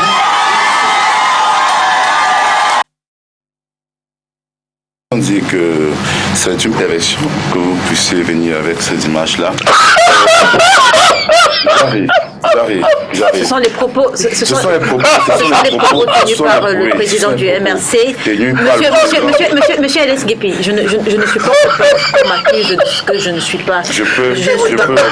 Vous voyez, ce sont les propos à l'habitude de plateau Messieurs, Denis Kobo, revenons sérieusement. Denis Kobo, professeur Pascal Misanga-Niamdi. Monsieur Nguépi, encore la parole. Oui, nous sommes en politique, comprenez un peu. Il est clair que quand le professeur Kamto a fait cela, c'était au moment où on était en train de vouloir résoudre la crise de Nozo. Nous attendions que ça puisse être résolu. Malheureusement, cette crise n'a pas été résolue. Nous ne pouvons pas non plus seulement dire que nous n'allons pas aux élections. Est-ce qu'à ce moment, est-ce qu'on doit comprendre qu'à ce moment, nous sommes en politique, j'arrive, non. Je vous ai dit que ça allait, je vous ai dit que tout d'abord, ça allait être des échanges assez rapides. De jeter quelque chose. Oui. Nous sommes en politique. Nous sommes en politique. Oui. Dire que nous n'allons pas. Ça veut dire quoi, nous sommes en politique? S'il vous plaît, de grâce. Denis Kobo, vous aurez votre temps de parole. Dire que nous n'irons pas aux élections à ce moment-là, ça aurait permis au RDPC de prendre les partis satellites, de les monter, d'aller aux élections avec. Ce n'était pas le problème de la chaise vide. Il fallait aussi mettre un moyen de pression alors le gouvernant en place. Nous avons conçu le dossier, nous avons eu tout ce qui encourait, nous avons décidé que... Est-ce que vous savez à peu près combien de dossiers le MRC avait justement? Est-ce que ce n'est pas ça la véritable raison? Non, pas du tout. Le MRC... Parce qu'il y a des informations qu'on ne peut pas confirmer, je vous arrive. mais qui disent personnellement, justement que le MRC j'étais investi que... avec une thème, j'étais prêt. Ouais. Le MRC a reçu plus de 600 candidatures pour l'élection législative. Le MRC a eu 180 personnes qu'on a investies. Que ce soit clair dessus. Le MRC... 180 pour les législatives ou bien pour les législatives? Je parle des législatives parce que le domaine où j'étais réellement impliqué, nous avons eu 180 personnes qui ont investi. Ceux qui savaient qu'après l'annonce du MRC de ne pas prendre pause d'élection, ça a pris au dépourvu le RDPC qui voulait que le MRC passe aux élections afin qu'ils puissent légitimer leur vol. Alors ils ont commencé à faire pour les communiquer en disant que le MRC avait été un nouveau siège. Ils sont même allés plus loin. Ils sont allés vers la théorie du composite. Je suis surpris qu'ils n'ont pas encore sorti cette théorie-là, en estimant que voilà, il y avait un complot contre l'État du Cameroun et contre le peuple. Donc ça, c'est cela entre la guerre de communication. Nous sommes conscients de cela. Mais nous disons, oui. Le fait que nous avons d'abord le départ décidé d'aller aux élections, c'est parce qu'on s'est dit il y avait des mesures qui étaient prises ou bien qui devaient être entreprises pour la résolution de la crise anglophone. Oui. On s'est rendu compte que c'était pas possible que cette crise anglophone puisse être résolue. Nous avons décidé de nous sacrifier. D'accord, mais pourtant je vous ai dit qu'on doit y aller rapidement. Bien sûr. Mais donc, je trouverai que je vous coupe de temps en temps. Mais pourtant, Maurice Kamto a quand même pris part à l'élection présidentielle avec la même crise, avec le même code. D'accord. Si vous me permettez de oui, rapidement. L'élection présidentielle, l'État est une pyramide. Oui. Au sommet, on a l'exécutif. À la base, on a le peuple, les conseillers, n'est-ce pas? Oui. Lorsqu'une personne est à l'élection présidentielle, même s'il y a des zones qui ne peuvent pas voter, le président Kamto savait qu'une fois élu, il aurait pris en 1 mois, voire 2 mois, des résolutions qui auraient permis de résoudre cette crise. Une fois élu, mais il a quand même participé. Alors que la crise, vous dites une fois élu, quand il prend part à l'élection présidentielle, il n'est pas encore élu. Non, j'arrive donc pour vous dire que quand une personne est élue dans la République, il a les leviers, il a les mécanismes pour résoudre la crise. Parce que c'est le président qui convoque l'action du dialogue national. Donc le MRC, par le biais du président Maurice Kamto, aurait donc permis qu'on puisse résoudre cette crise parce qu'il avait les leviers entre ses mains. Sauf que vous dites une fois élu. Je vous dis au moment où il prend part à l'élection présidentielle, la crise existe. Vous dites une fois élu, la crise existe, mais il y va quand même. Oui, il est allé à cette élection parce que une fois que le MS aurait remporté l'élection, aurait été investi, nous aurons pris 2 mois pour résoudre la crise anglophone. Mais au niveau des élections locales législatives, vous voyez, vous aurez beau avoir des législateurs, vous aurez beau avoir des conseillers, mais vous n'avez pas un moyen de pression de pouvoir résoudre la crise. Vous ne pouvez que jouer le lobbying. Parce qu'au fait, c'est le président de la République qui décide du calendrier, de dire voilà ce que je convoque. Donc nous allons aux élections présidentielles parce que nous savons qu'une fois à faire, nous allons donc convoquer cette famille nationale inclusive. Merci. Nous aurons mis sur la table la forme d'État et consomme. Nous aurons débattu sur les Camerounais. Merci Alex Guépi. Christian Diok, quelle est la lecture que vous faites justement de ce désistement à la dernière minute du MRC? Est-ce que c'est une décision opportune selon vous? En réalité, nous ne voulons pas commenter, n'est-ce pas, les balbutiements, n'est-ce pas, du MRC. Balbutiement. Je parle bien du balbutiement, sinon leur incohérence, parce que visiblement ils sont coutumiers, n'est-ce pas, dans cette logique-là. Nous voulons aussi parler de notre activité programmatique, de notre démarche. On reviendra à vous, Christian Diok. Pour l'instant, le sujet, c'est la position du MRC. La voie la plus autorisée, la voie la plus imminente, n'est-ce pas, de cette organisation-là, que le professeur Kamto vous l'a dit à Mondovision, devant, n'est-ce pas, des organisations de femmes, pour dire la politique de la chaise vide ne paye pas, et qu'aujourd'hui, n'est-ce pas, il s'en rebiffe. Visiblement, il a, n'est-ce pas, coutume de le faire. C'est peut-être pour ça que l'opinion publique, il s'est fait appeler, n'est-ce pas, le boulanger Kamto. Et c'est pas bien, je dis bien. Et vous faites appeler le Corézin, Kérosène Cabral. Pourtant, on vous a laissé parler. Là, il y a des expressions qu'on a quand même sur un plateau. Monsieur n'a rien à faire sur un plateau. Oui, nous l'assumons. Ok, d'accord. Vous n'êtes pas courtois. Mais c'est bien. Je ne sais pas si vous savez quelle est la logique de Kérosène. Non, c'est bon, on peut continuer le débat. Mais on n'a pas entubé les populations. On peut continuer. Monsieur Alex Guépi. Je ne voulais pas parler de nos amis, parce qu'on parlerait ici de nos amis de l'opposition, on se verrait en train de tirer sur des amis qui sont visiblement du même bord, du même bord que nous. Mais nous en tenons uniquement. Il faut le tenir. Tous les deux, s'il fait encore, il parle. Tous les deux. Non, madame Lila, là vous n'êtes pas juste. C'est moi qui le fais que vous dites que donnez lui-même le temps. Mais pendant que vous parlez. Soyez juste aussi vis-à-vis de moi. Oui, je suis juste. Ce monsieur n'est pas sérieux. Professeur Messanganyami, je suis juste vis-à-vis de vous. Donc, messieurs, j'aimerais que lorsque quelqu'un, je le réitère, je le redis, lorsque quelqu'un a la parole, souffrons tous de l'écouter. Allez-y, Christian Djok. Oui, en réalité, je voulais dire un peu que la logique politique, n'est-ce pas, du MNC n'est pas visible, du moins. Elle semble, n'est-ce pas, être un peu ici, comment dirais-je, en accord avec leur idéologie qui visiblement nous subissons. C'est là au quotidien, via les réseaux sociaux par exemple, la violence symbolique et tout ce qu'ils font, c'est-à-dire les militants assez parfois extrêmement extrémistes, je vais dire ça comme ça, et puis c'est la vérité malheureusement, nous subissons ça. Vous insultez des gens aujourd'hui, demain vous venez demander des alliances. C'est vous qui avez été les boulangers. Je dis bien, je suis Leila, j'ai la parole. Vous voyez bel et bien des gens qui vous insultent aujourd'hui, le lendemain qui viennent vous voir pour pouvoir former une certaine coalition avec eux.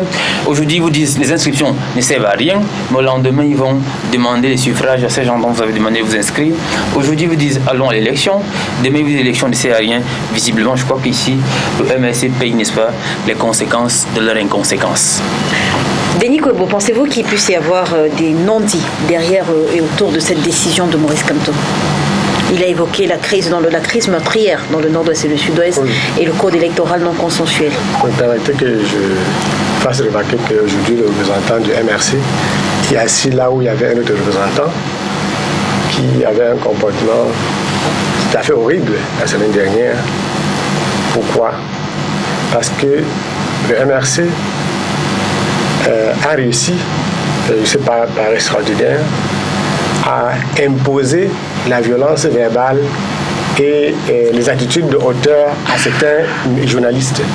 Donc quand vous voyez un invité sur un plateau de télévision prendre le contrôle de ce plateau en oubliant qu'il a été invité, c'est l'état d'esprit qui règne. Alors, quand on est en journalisme, les gens ne font pas des affaires. Vous avez M. Guébi, par exemple, tout à l'heure, dit voici ce que telle personne a dit. On accepte de faire ça dans la presse. Vous ne pouvez pas venir sur une plateau de télévision dire des choses qui n'ont pas été dites et vous appuyer. Le MRC, on vient de suivre.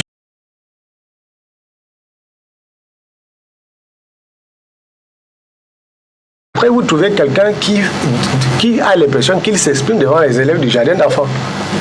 Parce que les élèves n'auront pas la possibilité de comprendre l'absence de logique dans le raisonnement. J'avais dit à un représentant du MRC ici qu'il n'avait pas de liste. Je prends un exemple. Nous étions ici à Douala. Et on était dans le siège des préparatifs partout. Les journalistes vraiment qui étaient, il faut que je sorte de leur gomme maintenant pour dire ce qu'ils voyaient. J'ai mon cousin qui est un grand activiste du MSC dans le D. Le MSC n'avait pas de liste partout sur les 4 communes. Je viens. Le MSC n'avait pas de liste sur les 4 communes du D. Je prends cet exemple précis. Là, ce qu'on peut demander en tant que journaliste, je viens. Il faut aller, vous n'êtes pas dans votre liste. Vous êtes ailleurs. Vous allez vous ne pouvez pas me faire ça. Il faut avoir le niveau pour me faire ça. Vous n'avez pas le niveau pour me faire ce que vous voulez faire là. Donc laissez donc que je n'ai pas le niveau pour me faire ce que vous essayez de faire là. Parce que je suis un taliban plus que vous. Donc il faut arrêter. On n'est pas dans la rue gens ici. Qui prennent vos bêtises. Revenons au débat des Nico. Oui, mais moi j'écoute un homme politique qui affirme quelque chose. Et on vient vous dire que ce qu'il a dit là, il a dit parce qu'il sait que vous n'allez pas retenir. Le MRC n'avait pas 600 candidats. La seule chose qui peut... Il y a la charge de la preuve. Oui. Monsieur Rive, quand vous dites que nous avions 600 candidats, vous devenez avec des éléments devant vous, des papillons pour dire nous étions ici, ici, ici et là. Vous dites que vous saviez que vous n'irez pas aux élections. Donc si vous saviez que vous n'irez pas aux élections, il est hors de question qu'on sache qu'on ne va pas aux élections. Viens. Si vous dites la veille, vous avez constaté. Donc la veille du dépôt des candidatures, vous avez constaté que la crise, je viens. Vous avez dit la veille, vous étiez convaincu, vous avez découvert qu'il n'était pas possible de résoudre la crise au nord-ouest et au sud-ouest. Alors, Donc, un parti politique avec des personnes les plus intelligentes que je connais, j'ai beaucoup d'amis au MRC, qui sont des personnes consistantes. Vous n'avez su que lundi matin qu'on ne peut pas résoudre la crise au nord de ce sujet. Moi, je n'ai pas envie de croire que c'est là votre niveau, parce que ce n'est pas plausible. Et quand on convoque la presse dans ce genre de cas-là, on leur remet des copies de quelque chose. On leur dit, voici là où nous étions candidats. On ne peut pas venir affirmer, non, c'est la stratégie que nous faisons. L'ésotérisme et le pentecôtisme politique, c'est dans un autre pays, c'est pas ici. Il ne faut pas dire aux gens que ce qu'ils voient, ce n'est pas ce qui est. Vous terminez. Donc, vous n'avez pas de liste. Et votre camarade qui était ici l'autre jour m'a dit, vous allez voir M. Kwebo, nous avons des listes. Il a ajouté qu'en 2020, si bien essaie de frauder en février, le Cameroun sera ingouvernable. Où est que on ne peut pas, c'est ça que j'appelle pentecôtisme politique. Et il faut éviter de penser que sur 25 millions de Camerounais, il y a plus de 20 millions qui sont bêtes. Merci Denis Kobo. Sur cette affaire-là, c'est un coup foireux, sauf qu'on va mobiliser la surenchère, on va mobiliser la violence verbale pour imposer aux gens de croire. Mais je dis, on n'est pas au jardin d'enfants. Professeur Messanga Nyamdi, quelle est la lecture que vous faites de ce retrait, de ce désistement du MRC? Oui, alors avant de répondre à votre question, je voudrais d'abord vous dire que... Vous buvez du petit lait, hein? J'ai été... Oui, je voudrais faire une observation. Oui, professeur. Si la colère était un revolver, ce monsieur vous aurait assassiné. Il vous aurait assassiné parce que, en mon Dieu vision, vraiment malgré cette vue limitée, il avait, comme disait, un regard revolver, un regard de loup. Il avait l'impression, face aux déclarations de son leader central, que vous veniez ici de faire pour lui, contre eux, une trahison. On a vu ce geste. Vous savez, moi je suis politologue. Mon métier, c'est aussi d'analyser, comme vous, journaliste. Les faits sont sacrés pour le journaliste et pour le politologue. Vous avez vu que, en réalité, pour répondre à votre question, on ne peut que répondre en nous appuyant sur le prisme 1 de la démagogie et sur le prisme de la réelle politique. La démagogie, c'est ça le MRC. J'ai été le premier ici au Cameroun à dire que M. Kamto n'était pas un homme, comme on dit en Afrique. Parce qu'en Afrique, un homme, c'est quelqu'un qui a des tripes. Il n'est pas un homme. Le jour, il est...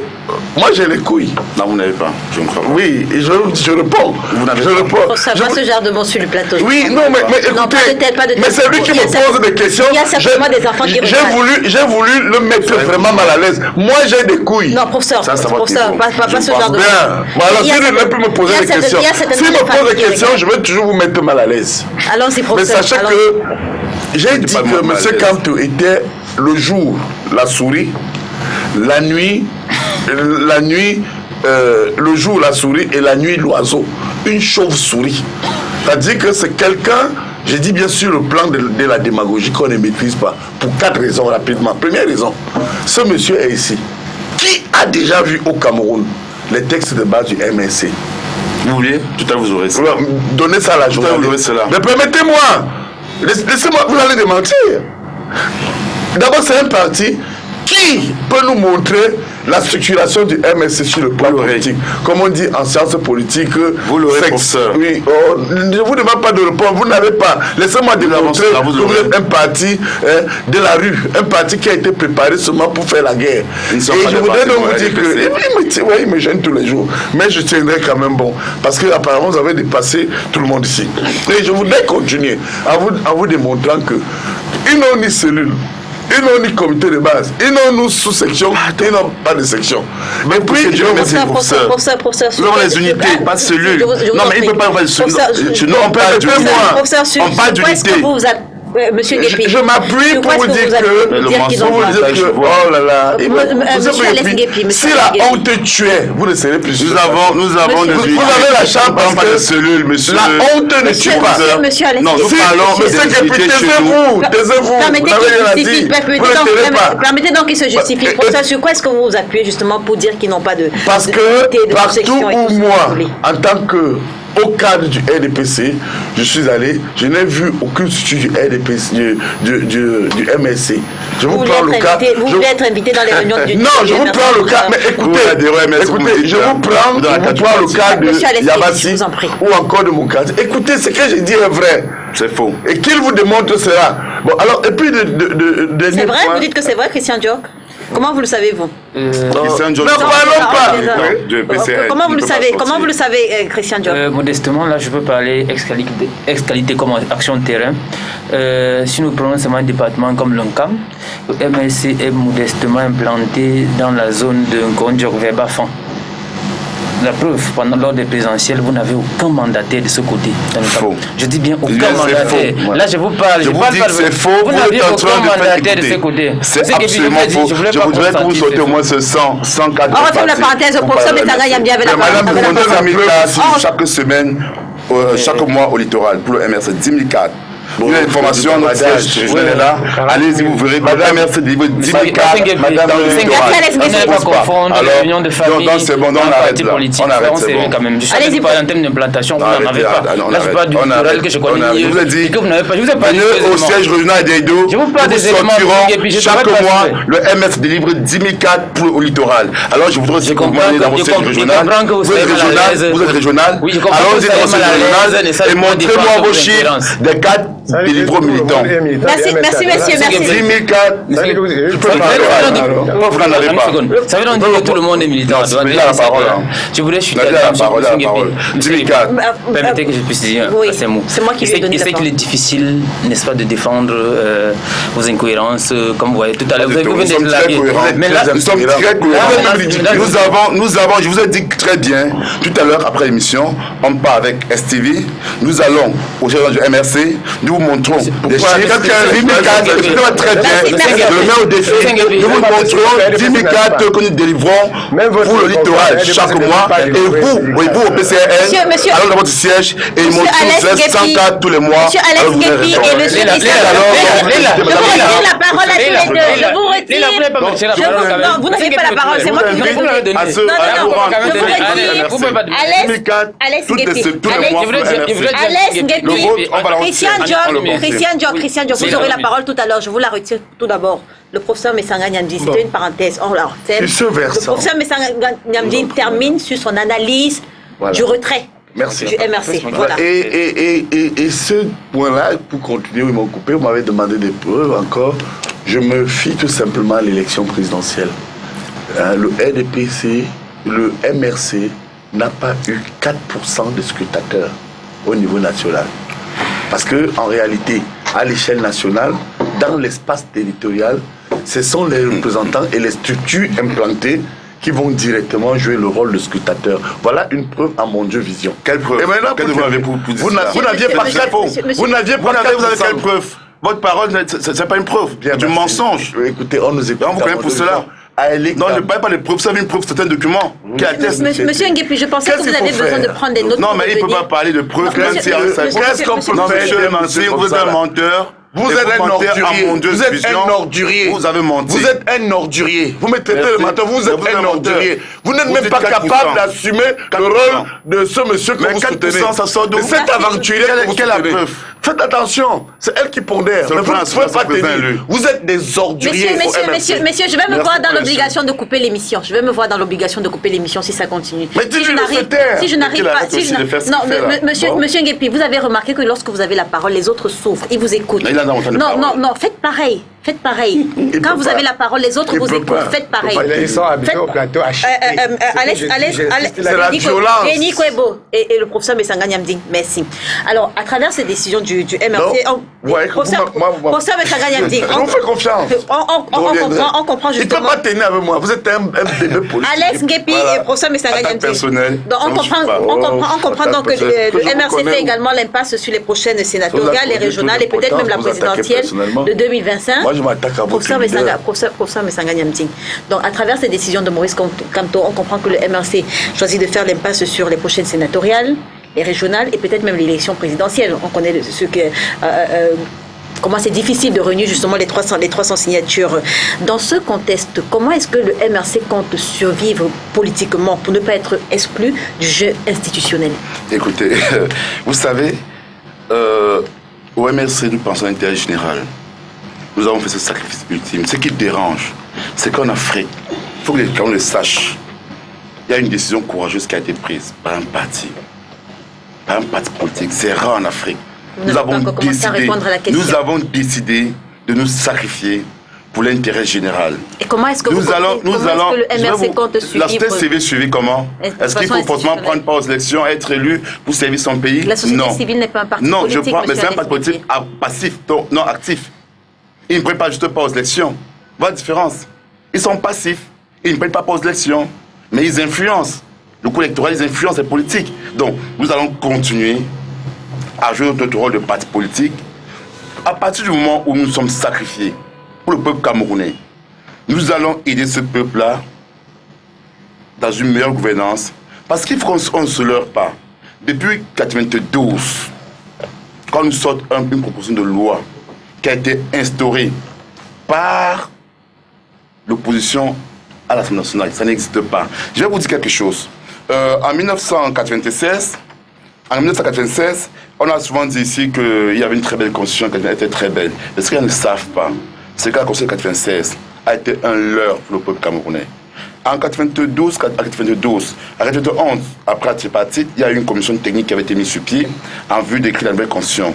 Entre 1992 et 1993 et 1994, il y a eu 2 all-enfants conférences qui se tenues à Bouillard respectivement et à Bamenda, dans lesquelles donc j'arrive, s'il vous plaît, je vous parle de notre véhicule politique. Oui, de votre survie politique. Oui, ça se revient cela. En fait, c'est what next? Qu'est-ce que ça? J'arrive, permettez-moi s'il vous plaît, j'arrive. Dans laquelle, donc, pour la Constitution de 1996, les enfants avaient demandé l'État fédéral. Alors, M. Wona, qui était le président de cette commission, il a écarté les Anyangwe à côté.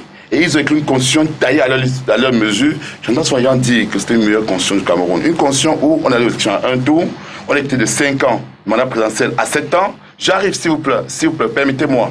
De 5 ans à 7 ans. En fait, on n'a plus beaucoup de... Oui, on n'a plus que 10 minutes avant la fin de l'émission.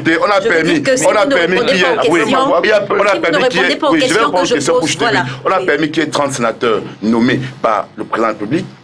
Et cela a permis d'alourdir la sphère, le climat politique camerounais.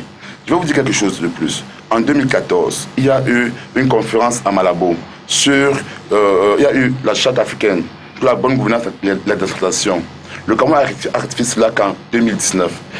Si cela avait été ratifié au Cameroun en 2016, on aurait pu éviter la crise anglophone. Il fallait en comprendre. Monsieur Nguepi, donc, pour notre figure politique, je vais vous retirer la parole parce que vous avez pris 5 minutes, nous allons continuer à influencer les politiques gouvernementaux. Comment? Cameroun. La question c'est comment? On n'a pas besoin d'être gouvernemental. Tant mieux, merci le professeur, merci pour cela. Donc, nous allons continuer à influencer les politiques gouvernementales du Cameroun. Parce qu'on a souvent accusé... La question c'est comment? Comment? Je vous ai dit. Est-ce que c'est dans la rue? Puisque vous ne serez pas représenté ni à l'Assemblée nationale, la question c'est comment? Pas forcément dans la rue. Comment? Pas forcément dans la rue. Nous allons continuer à influencer. Comment? En tant que parti politique, on n'est pas... Il y a des partis politiques au Cameroun qui existent, qui n'ont jamais eu d'élus, mais qui influencent. Je vais vous parler par exemple de Manidem. Ils influencent, vrai ou faux? Pourquoi pensez-vous que le fait que les BS ne prennent pas part aux élections? Non, ça n'existe pas. Le MRC était deuxième à l'élection présidentielle. Oui, le fait de ne pas avoir d'élus ne vous empêche pas de pouvoir exister. Ne vous empêche pas de faire des propositions de gouvernance pour le peuple camerounais, afin que le peuple camerounais puisse avoir un Christian Diop, quel est l'impact de cette décision du MRC sur les autres formations politiques, notamment la vôtre, le PCRN? Est-ce qu'on se dit au PCRN, tant mieux, le MRC qui était premier dans le littoral n'y va pas, ça nous laisse plus de chance? Non mais écoutez, Leila, cette décision, n'est-ce pas, n'impacte nullement notre cadrage idéologique ou alors notre avènement politique. Ça, il faut le dire d'entrée de jeu. Le MRC ne nous fait pas peur. Nous le voulons en face de nous pour le battre.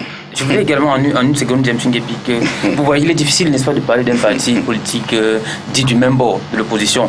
Vous parlez du Nozo, vous n'avez jamais mis pied. J'ai mis pied. Je dis bien votre leader. En 96, où est-il allé? En 96, vous parlez 96, nous, vous parlez... Mais Il Non, parle pas de le- non, Somalie. non, on parle- La princesse du Somalie. J'ai la parole. Notre secrétaire général est de Nozo et il va tous les jours. Alex Guépi, c'est vraiment difficile. En 2016, nous sommes allés. Mais Voilà, leur mission, c'est de gâter vos 2016 émissions. Somalie. Je vous dis donc que vous avez vu par exemple Cabral Libi, moi-même j'y étais la avec merde, Cabral. pas. Nous sommes allés jusqu'à Kumba. Cabral par exemple qui a failli sa mort, qui a failli sa vie, n'est-ce pas, à Batibo, pour dire aujourd'hui que vraiment traverser ce sort d'étape. Le pays est en train de traverser une période assez difficile. Et nous le disons aujourd'hui, les partis politiques sont pendant dans l'émission des partis politiques. Notre fonction, tribunicienne en tant que parti politique, c'est de participer. Et nous l'avons dit là. Nous on a un problème, c'est-à-dire l'ordre politique ne nous a pas permis, n'est-ce pas, de nous exprimer comme il le faut. On nous a donné 15 jours et pendant ces 15 jours... On reviendra justement, on essaiera de souligner justement les enjeux juridiques de cette demande de Mais vous Cabral. aux élections, oui ou non? Donc, nous sommes en train de parler... Non, Vous terminez, je vous donne la parole. J'ai la parole. Alex J'essaie de Guépi. dire donc que Vous terminez. les incohérences, n'est-ce pas... Rêve aux élections. Alex Guépi, pour l'instant, on parle du MRC. Sincèrement, ne les invitez plus. C'est toi qui vous avez dit qu'il ne faut Parce que moi, pas parler être du avec MRC. ce type de difficile. personnes, Allez-y. On vous l'a dit, m'intéresse plus. la violence politique n'est pas, n'est-ce pas, une modalité d'expression des partis politiques. Vraiment, permettez-nous, n'est-ce pas, de nous exprimer démocratiquement. C'est ça qu'on nous appelle. Maintenant, j'étais en train de dire pour chuter là que les incohérences du MRC ne nous engagent en rien.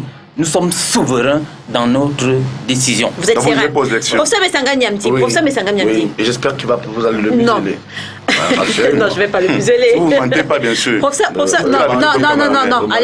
Alex Guépi, sérieusement. C'est la violence, là. Professeur Messanga Niamti, pourquoi ce retrait du MRC agite autant au sein du RDPC? Est-ce qu'on doit penser que votre parti, le RDPC, est la première victime de cette décision de Maurice Kamto, quand on sait qu'après 9 mois de prison, l'essentiel du directoire du MRC, libéré en octobre dernier, ne l'a été que pour s'entendre annoncer la convocation du corps électoral? Est-ce qu'on doit penser que la stratégie du RDPC pour cette élection était en fait centrée sur le MRC? Non, pas du tout. Il faut d'abord dire que nous sommes sereins. D'abord, ça ne nous regarde pas. C'est la presse qui met ça en avant. Parce qu'en réalité, c'est un non-événement. Tout simplement, pourquoi peut-être le RDPC est serein? D'abord parce que vous avez maintenant la preuve que ce n'est pas une organisation politique. C'est un parti des agitateurs qui a voulu arriver au pouvoir et qui n'a pas perdu cette intention d'arriver au pouvoir par tous les moyens. Pour preuve, regardez le motif de la rétractation du MRC à ces élections. Le Nozo, crise au nord-ouest. L'intérêt général. Or, vous allez voir que ces démagogues apolitiques qui agitent le foulard rouge parce qu'ils sont convaincus, ou ils étaient du moins chimériquement convaincus que c'est la fin de ce régime, n'ont pas été du tout au grand dialogue national. Le grand dialogue national, voyez-vous, madame, concernait qui? Mais c'était les anglophones. C'est là où on attendait le MRC en tant qu'organisation politique responsable. Ce sont des irresponsables. Deuxièmement, je voudrais ici vous rappeler que M. Maurice Kamto se fait des ennemis dans son camp. Moi, j'ai des amis au MRC comme Célestin Jamel ou encore le GFA. Vous pensez qu'on va vers une implosion? Oui, mais est-ce qu'implosion qu'il y avait d'abord quoi? Le masque de ce monsieur est tombé. Je vous ai dit que ce n'est pas un homme. Ce n'est pas un homme. Vous n'êtes pas un homme. Et je voudrais donc vous dire par rapport à cela que je vous comprends. Quand on parle de l'autre, c'est vous qui avez mal. Ça se voit. Vous savez pourquoi vous avez mal. Alors donc pour continuer, vous savez pourquoi vous avez mal quand je parle de l'autre. Il n'est pas au plateau, pas de lui. Oh mon Dieu, on parle de l'autre, vous avez mal. Je prends les téléspectateurs à témoin. Vous avez mal. Moi, je comprends pourquoi. Alors, pour continuer, qui dit, vous savez, alors pour continuer et pour terminer, oui. Je voudrais ici tout simplement demander aux Camerounais de fermer cette page. Parce qu'en réalité, il y a une personnalisation de pouvoir très poussée de la part de leur leader central. Regardez bien, et je termine. Vous savez en réalité ce que veut dire MRC? Quelqu'un de technique et un psychologue m'a fait remarquer. C'est le prénom extérieur, donc des blancs, de leur leader central. Si vous mettez en haut, amusez-vous à écrire MRC. Et en bas, vous mettez Maurice. Quand vous enlevez le A et le U devant M, il reste un I. Quand vous enlevez le enseignant, monsieur quand vous enlevez le I, ne commencez pas à faire dans le quartier. Respectez-vous. Il reste quoi? Respectez votre monde de professeur. Donc c'est un parti qui est tenu par un homme avec des gens sans personnalité. Sans personnalité. Vous n'avez pas de personnalité. Vous savez pourquoi vous êtes derrière votre leader central. Les châtouillements là, on les connaît.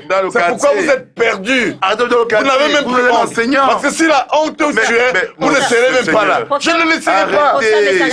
Arrêtez-le. Parce que c'est mon tour de parole. Je voudrais vous dire que. Donc, MSC en réalité, si. Non, monsieur. Non, c'est faux. Et vous êtes inféodé à lui dans tous les plans. Et je sais pourquoi vous avez mal. Vous avez mal dans l'ombre. Et vous avez mal visiblement. Mais moi, je vous dis que votre leader n'est pas un homme. Ce n'est pas un homme. C'est un homme. Il n'est pas un homme. Merci Vous savez qu'il n'est pas un homme. Alex Guépi, professeur Messanganya. Tout ce qu'il va dire, c'est l'aide de la démagogie. Il n'est pas un homme. Moi, je vais avoir des hommes en face de moi. C'est pas un homme. C'est pas un homme. Denis Kwebo, merci messieurs, merci. Denis Kwebo, quelle adrénaline finalement, challenge aura cette élection sans le MRC, deuxième parti politique lors de la présidentielle? Quelle adrénaline, quel challenge finalement? Je crois que c'est une très bonne question. C'est une très bonne question, elle méritait d'être posée. Je voulais d'abord dire que c'est le droit le plus absolu du MRC de décider de participer ou non à une élection. Ce qui n'est pas de son droit, c'est d'imposer sa position à autrui. Donc c'est le droit du MRC de ne pas participer. Deuxième chose, moi-même, j'ai des conditions pour participer à cette élection. Si le soleil ne tourne pas autour de la Terre, je ne suis pas sûr qu'en février, moi aussi, je vais participer à l'élection. Ça, il faut le dire. Pour dire qu'il y en a qui ont posé des conditions. Et ce qu'on peut reprocher au MRC, on doit nécessairement reprocher cela à ceux qui posent un certain nombre de conditions. Parce que tout à l'heure, mon ami Diop disait qu'on leur a donné 15 jours. Pour un parti qui s'est investi comme le PSRN et son leader, pour les inscriptions sur les électorales pendant plus de 2 ans, il n'y a pas d'excuse sur le temps qu'on n'aurait pas accordé. Les amis du RDPC qui sont des fraudeurs professionnels, ils apprennent leur dossier tous les 3 mois. Maintenant, ce qui va se passer là, et là je pense que je passe sur le plan... Je viens sur le plan technique. Il faut qu'on réponde sur le plan technique. Oui. Et c'est ce qui devait guider tous les journalistes et les analystes. Il y a une élection qui est prévue en février prochain. Il y a un corps électoral qui est connu. Tout le monde connaît qui sera électeur. Il y a des acteurs politiques qui sont prononcés pour ou contre l'élection. Tout à fait. Au soir du 9, donc, on verra qui pèse quoi. Même ceux qui n'ont pas participé, on sera capable de peser leur poids. Oui, justement. Parce que je veux dire qu'il y a un nombre d'inscrits. Alors, toutes les bagarres actuelles, c'est des faits divers politiques. Donc on verra au soir. Il n'y a même pas de bagarre. Combien de personnes combien de personnes vont participer. C'est notre problème. Au scrutin sur l'ensemble des inscrits. C'est justement l'autre enjeu, l'autre bataille à laquelle Maurice Kamto a semblé appeler les populations. Les populations finalement seront obligées de répondre si oui ou non. Si oui ou non elles sont pour. Oui, elles sont pour Paul Biya, elles vont voter. Non, elles sont pour Maurice Kamto. Puisque Maurice Kamto appelle le boycott. C'est très important, Léla. C'est très important parce que en fait l'exercice auquel on se livre là. C'est parce qu'on est entre nous Camerounais qu'on le fait. On ne peut pas le faire. Quand vous avez posé un acte politique, la semaine dernière, quand un homme politique pose un acte politique, il n'a pas le droit d'obliger autrui à prendre l'appréciation que lui-même fait de son œuvre, que si le PSRN, le SDF ou le MRC pose un acte, libre aux Camerounais d'avoir la réaction qui les arrange, qui les sied. Il ne faut pas... Justement, et là on a vu, parce que là je fais beaucoup de lobbying auprès des médias pour qu'ils ne cèdent pas à la corruption généralisée. Parce que pendant l'élection présidentielle, il y avait 3 grands groupes qui avaient acheté la presse. Le RDPC avait acheté la presse, le MRC et le SDF avaient acheté la presse. Moi j'étais au courant. Et les 3 grands groupes avaient acheté... tribunal, non, je sais. Non, ils peuvent jamais. Non, ne peut jamais oser. Vous êtes mon ami, mais si moi je décide de vous traîner au tribunal... Je peux vous donner... Si vous me on a acheté. Mais, monsieur professeur. Faites attention. Non, professeur. Vous êtes journaliste. Professeur. Et vous êtes un ami. Professeur. Et je vous connais rigoureux. Prof, on ne sera pas... jamais acheté. Non, le monde entier, c'est vos amis. Prof, on ne sera pas obligé d'aller au tribunal parce que je donnerai le nom, le jour où chacun a reçu et combien, donner le montant et personne ne va discuter parce que ce sont mes amis. Vous êtes le premier homme politique. Moi, je suis témoin de ça. Vous savez que j'ai dû démissionner de mon poste dans un journal vous pour sortez ces Denis mêmes Gogo. raisons-là. Parce qu'il est inadmissible dans un pays que on ne laisse pas les journalistes faire leur travail. C'est un combat que je mène. Vous sortez. Merci Denis Gogo. Alex Guépi, on répond. Vous avez 1 minute. Alors maintenant, chacun a exactement 1 minute. Le compteur est là. Est-ce que vous êtes favorable à un report de cette élection MRC? C'est la chose la plus logique. Et comme plus vous êtes anglophone. Et si on reporte l'élection, est-ce que le MRC se constituera candidat?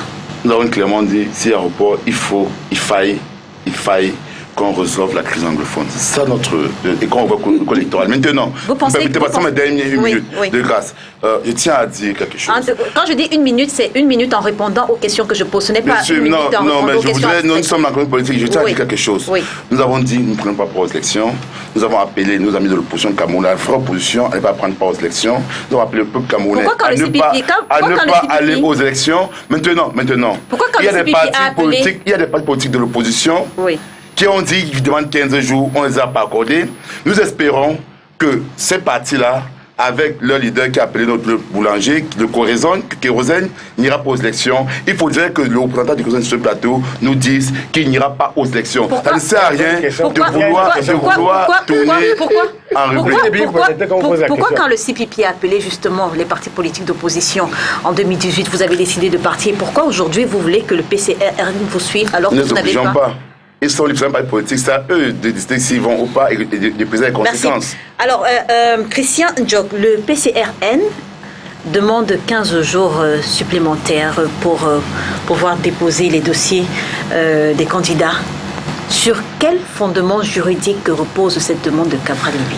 Effectivement, Leïla, il faut déjà comprendre quels sont les fondamentaux des partis politiques, quel est le rôle d'un parti politique. Je veux dire au regard de la loi électorale. Naturellement, dans son article 10, alinéa 2, dans ses linéaments 6 et 7, il est clairement mentionné que le Conseil électoral ordonne les rectifications rendues nécessaires à la suite de l'examen des réclamations ou contestations reçues relatives aux opérations référendaires ou préélectorales. Donc, c'est-à-dire qu'ils ont qualité à pouvoir le faire. Pourquoi nous disons déjà, il faut déjà comprendre le fondement, sur quelle base nous le demandons.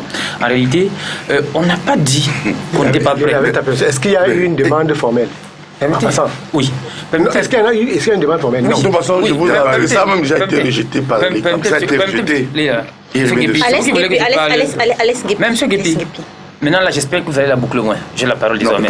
J'ai la parole désormais. Ça vous intéresse sur ce plateau? Nous n'irons pas aux élections. Est-ce qu'ils iront aux élections? Qui nous dit clairement? La question, je ne lui ai pas posé la question de savoir s'il ira aux élections. Je lui ai demandé les fondements juridiques. On y va graduellement. Je lui ai demandé les fondements juridiques sur lesquels repose la demande de Cabral-Libby. Oui, je vous le dis. Nous prenons même le lien 6, n'est-ce pas, de l'article 2. On dit qu'on a des contestations et réclamations portant sur les opérations préélectorales et électorales. C'est-à-dire le Conseil électoral à qualité. Et nous l'avons fait. C'est sur ce fondement que nous l'avons fait. Maintenant, je vous ai dit, qu'est-ce que nous avons observé? Pourquoi on en vient là? C'est peut-être ce qu'il faut comprendre préalablement. On a dit, on a découvert la mesquinerie, la lâcheté, la tricherie, la fraude électorale massive, n'est-ce pas, du système en place. Je vous ai pris des exemples. Je vais prendre des exemples un peu. Vous avez un camarade comme Eric Nadi en Gaoundal, quelqu'un qui a même payé sa caution, qui allait pourtant déposer son dossier, se fait bastonner, caillasser la tête. Sa tête est PSC, il est à l'hôpital présentement. Je vous ai donné un nom. Vous prenez le cas à Moulvoudaï, ainsi de suite. Les gens vont pour payer des cautions. On vous dit, nous n'avons plus les reçus, nous n'avons plus les ça, c'est derrière nous. Irez vos élections. Voilà, M. Guépi. Non, mais ça qui nous intéresse, c'est le plateau. Donc, nous je suis du MRC, on a rejeté la demande. Qu'elle nous dise s'ils iront aux élections ou pas. Je vous ai dit que ça peut faire. C'est le MRC qui a rejeté notre demande. Mais le Conseil a rejeté notre demande. Vous la couplez désormais et vous écoutez ce que non, mais la vérité au Camerounais, irez-vous aux élections. Votre leader a sorti un communiqué. Irez-vous aux élections. Votre requête a été rejetée par les camps. Irez-vous aux élections à présent où votre requête a été rejetée? C'est quand même vous savoir cela. Je peux vous répondre maintenant? Non, vous répondez aux questions que je pose. C'est vrai que je savais qu'il était intelligent, mais je ne savais pas qu'il allait arriver comme à ce niveau. Permettez maintenant que je puisse parler. Maintenant, vous avez répondu sur les fondements juridiques. Maintenant, je vous pose une autre question. Est-ce que ce n'était pas simplement un chantage pour se faire remarquer? Parce que Cabral-Libby, il dit le PCRN pourrait ne pas participer aux élections si cette demande ne reçoit pas avis favorable. Leïla, s'il y a un acteur politique, n'est-ce pas, qui s'est manifesté, qui s'est démonté par l'éducation politique populaire, si vous le connaissez bel et bien qu'il devait avoir l'élection, c'est M. Liby. On a fait ça au quotidien. M. Kouébou l'a dit tout à l'heure, amener les populations, on a socialisé, politisé les populations. Et on le savait. On connaissait bel et bien les délais légaux. On vous dit donc que nous, on est allé sur le terrain. Je vous ai pris des exemples. M. Nguépi m'a coupé tout à l'heure. Quand quelqu'un ait sa caution, il va payer, il va aux impôts. On vous dit, on n'a plus de reçus pour pouvoir, n'est-ce pas, encaisser des versements. Ce sont des faits. C'est ce que nous demandons à corriger. J'ai payé la mienne, mais c'est ce que nous demandons à corriger. Moi, j'ai payé le mien. Peu importe, j'ai payé ma caution, irez vos élections. Dis d'abord, j'ai payé. Irez vous aux élections. Parlez très mal français. Irez vous aux élections. Pourquoi chacun dessus? D'accord, maintenant je suis dans la tête de Leïla. Irez vos élections. Monsieur Nguépi, je dis, si vous pouvez vous exprimer en bas, je vais mieux comprendre. Non, irez vous aux élections. C'est clair. Parce qu'il ne faut pas qu'il vienne nous entuber au plateau. Qui nous avait dit, vous êtes c'est vous qui entubez les gens au MSC. Nous avons demandé au Conseil électoral qui a qualité, n'est-ce pas, de pouvoir réparer ces injustices que nous avons vécues sur le terrain. Maintenant, le Conseil électoral ne l'a pas fait. Qu'est-ce que nous espérons, nous avons donné, n'est-ce pas, un droit. Je vous l'ai dit, nous avons déposé des candidatures. Nous avons déposé une partie. La mienne, là, vous savez bel et bien que je suis candidat à Vouri-Est. J'ai déposé une liste. D'accord? C'est le cas ailleurs. Vous savez, maintenant, il y a certains de nos camarades, je dis bien, certains sont hospitalisés présentement parce qu'ils voulaient simplement aller déposer leur dossier. C'est ce genre d'injustice que nous demandons à être réparé. Je veux dire, le Conseil électoral n'a pas cédé à votre demande. Le Conseil électoral n'a pas achevé sa session, il me semble. Ah d'accord, donc il y a toujours espoir. Nous espérons bel et bien que cela va être... Le cas va être ménagé jusque-là. S'il ne le fait pas. Ils ont tout intérêt à pouvoir le faire. Parce que si là, le Conseil électoral ne le fait pas. Nous parlons naturellement de la détente politique nationale. Oui. C'est-à-dire, nous parlons d'un moment majeur de notre histoire. Et nous espérons bel et bien qu'ils vont accéder à cette demande. Nous ne faisons pas dans la radicalité ou dans la violence politique. Nous démontrons des faits. Nous disons, nous sommes allés. Vous voyez, quelqu'un a sa caution, il veut payer. On refuse. C'est un droit. On refuse qu'il paye cette caution. Mais pourquoi dit le PCRN pourrait ne pas prendre part à cette élection? Oui, effectivement. Alors qu'on sait pertinemment que si le Conseil électoral n'accède pas à la demande, le PCRN prendra quand même part. Nous avons donné des faits et nous avons donné des fondements. Donc nous demandons bel et bien que le Conseil puisse, n'est-ce pas, connaître ces contestations et ces réclamations. Pourtant, n'est-ce pas, sur ces opérations préélectorales, quitte à ce que nous puissions naturellement participer à ces élections. Moi, je parle. Vous savez bien que je suis candidat. Vos dossiers sont incomplets. Vous le savez très bien. Vous n'êtes pas candidat, mais vous parlez de la 5e. Alex Nguépi. Monsieur Nguépi, éduquez-vous. Vous savez, vos dossiers sont incomplets. Alex Nguépi. Soyez pas fou aussi comme ça, monsieur Nguépi. Je vous en prie, Alex Nguépi. On a souffert pendant 2 heures à vous écouter. Elle arrive au supplice. Je vous en prie. Pour ça, Pascal, vous ne parlez pas pour moi. Le Conseil électoral a-t-il qualité pour répondre justement à la demande de Cabral Liby? Non, je pense qu'à la tête aujourd'hui de l'ECAM, il y a une personnalité sérieuse qui a réorganisé d'ailleurs cet organe. Ici, je pense à M. Éric Essoussé, qui connaît l'État et qui sait apprécier de manière opportune ce qui est en train de se faire, c'est-à-dire tenter de nous distraire. Je voudrais vous dire quelque chose par rapport à votre question, madame, qui est d'ailleurs pertinente. Vous savez que le MSC a une posture de parti insurrectionnel. La question c'était sur le pays. Non, je reviens sur ça parce que j'enchaîne parce qu'il m'a gêné tout à l'heure. Voilà. Et je reviendrai sur ça. Non, vous commencez par répondre d'abord à la question que je vous ai posée avant. Oui, moi je pense que oui, le Conseil électoral. Je vous ai dit oui. D'accord. Je vous ai dit oui. D'accord. Et en relation avec ça, par contre, je m'inscris en faux du point de vue du droit. Oui. Parce que vous savez que Cabral, c'est un ami d'abord. Oui. Hein, je voudrais vous dire que je ne cache à personne que Ateba Yéné et moi avons cheminé et je chemine encore avec Cabral depuis des années sur le plan éthique, moral et même du compagnonnage scientifique. C'est un garçon brillant et du moins sur le plan académique. Mais Cabral qui est si pointu en droit, parce que lui et moi avons mené des combats pour à l'effet de démontrer que l'Africa Foot, par moment, faisait preuve de faiblesse juridique. On y va rapidement parce qu'il y a une autre question. Je termine donc sur ce point-là pour vous dire que non, 15 jours à partir de la convocation du corps électoral. Je peux même vous dire qu'en tant que, du point de vue du droit, hein, on ne peut pas répondre à cette doléance parce qu'elle n'est pas conforme. Parce que l'acte qui a été posé en droit administratif. C'est parce que nous avons eu 3 jours. Permettez-moi que je puisse vous relancer. Quand vous avez des sous-préfets qui ont démissionné, des maires qui ont disparu, on a eu 15 jours, on a à peine eu 2-3 jours. Permettez-moi, en droit administratif, c'est vrai que j'ai eu l'un des professeurs de droit administratif les plus huppés de France, Jean de Soto, c'est que la convocation du corps électoral est un acte de gouvernement. Et quand cela est dit, aujourd'hui, je crois que la loi est dure, mais c'est la loi. Alors pour et sur ce point, je puis même d'ailleurs vous dire ici qu'ils ont une seule stratégie. Le MRC singulièrement, affaiblir les institutions, éviter pendant 5 ans de donner des institutions crédibles. Parce que vous savez, le président Paul Biya est attaché au principe de légitimité, au principe de légalité. Vous terminez sur cette question pour que je puisse vous poser une question. Et leur stratégie, donc, est d'amener le président Paul Biya à faire 5 ans sans avoir une assemblée légitime ou encore à l'échelle locale des conseils qui ne sont pas légitimes. Merci pour ça. Mais on ne tombera pas dans ce piège. Merci pour ça. Est-ce qu'à un moment donné, ces complaintes de l'opposition, ces grèves de l'opposition ne jettent pas finalement le discrédit sur le scrutin annoncé le 9 février? Je veux dire, peut-on réellement attendre une élection crédible et transparente dans ce contexte avec les plaintes de l'opposition? Madame, vous savez, la rétractation, même l'abstention fait partie de la démocratie. Il n'y a pas que ça. Il n'y a pas que ça. Il y a par exemple le PCRN qui disait tout à l'heure n'avoir pas pu... Mais le PCRN vous dit par son représentant ici qu'ils ont posé une doléance.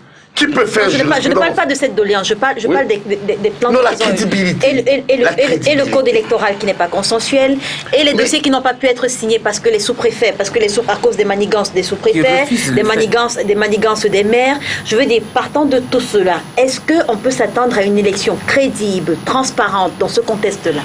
Madame, il y a ce que nous appelons en droit les perversions de la démocratie. Le sous-préfet, c'est vrai, il y a des mauvais sous-préfets, il y a des bons aussi. D'ailleurs, je vais plus loin. J'ai été le premier, un membre du comité central de mon parti, à décrier ce que M. Cabral a connu à EDA, où un sous-préfet a interdit sa remise de dons. Ce sont des perversions qu'on ne contrôle pas. Bon, et puis, par contre, le code électoral, ce n'est pas un motif valable. Je vous assure, Madame Leila, la main sur le cœur, le code électoral ne fait l'unanimité nulle part dans le monde.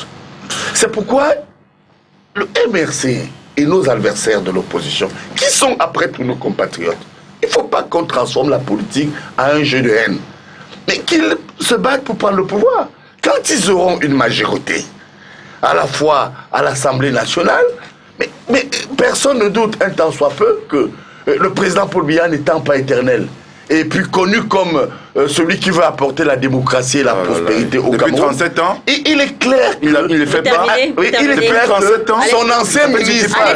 Il est clair que son ancien ministre, qui a des partisans qui oublient, quand il convoque la Constitution de 96, que cet ancien ministre qui a d'ailleurs des problèmes au brainstorm... C'est pas le sujet, c'est pas le sujet. Et qui a été son ministre, et qui s'agite, quand ils disent depuis 37 ans... Oh mon Dieu, restez dans le sujet. Merci pour ça.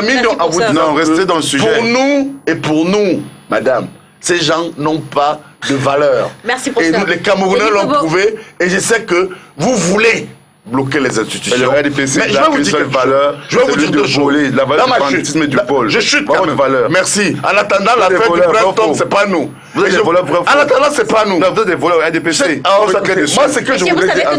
Nous, on peut également se lever et vous laisser. Mais oui, mais dites-lui. Vous êtes des voleurs. Vous avez terminé. Je n'ai pas chuté. En tout cas, je voudrais vous dire deux choses. Mais c'est bon, là, c'est pas votre plateau. C'est pas votre plateau.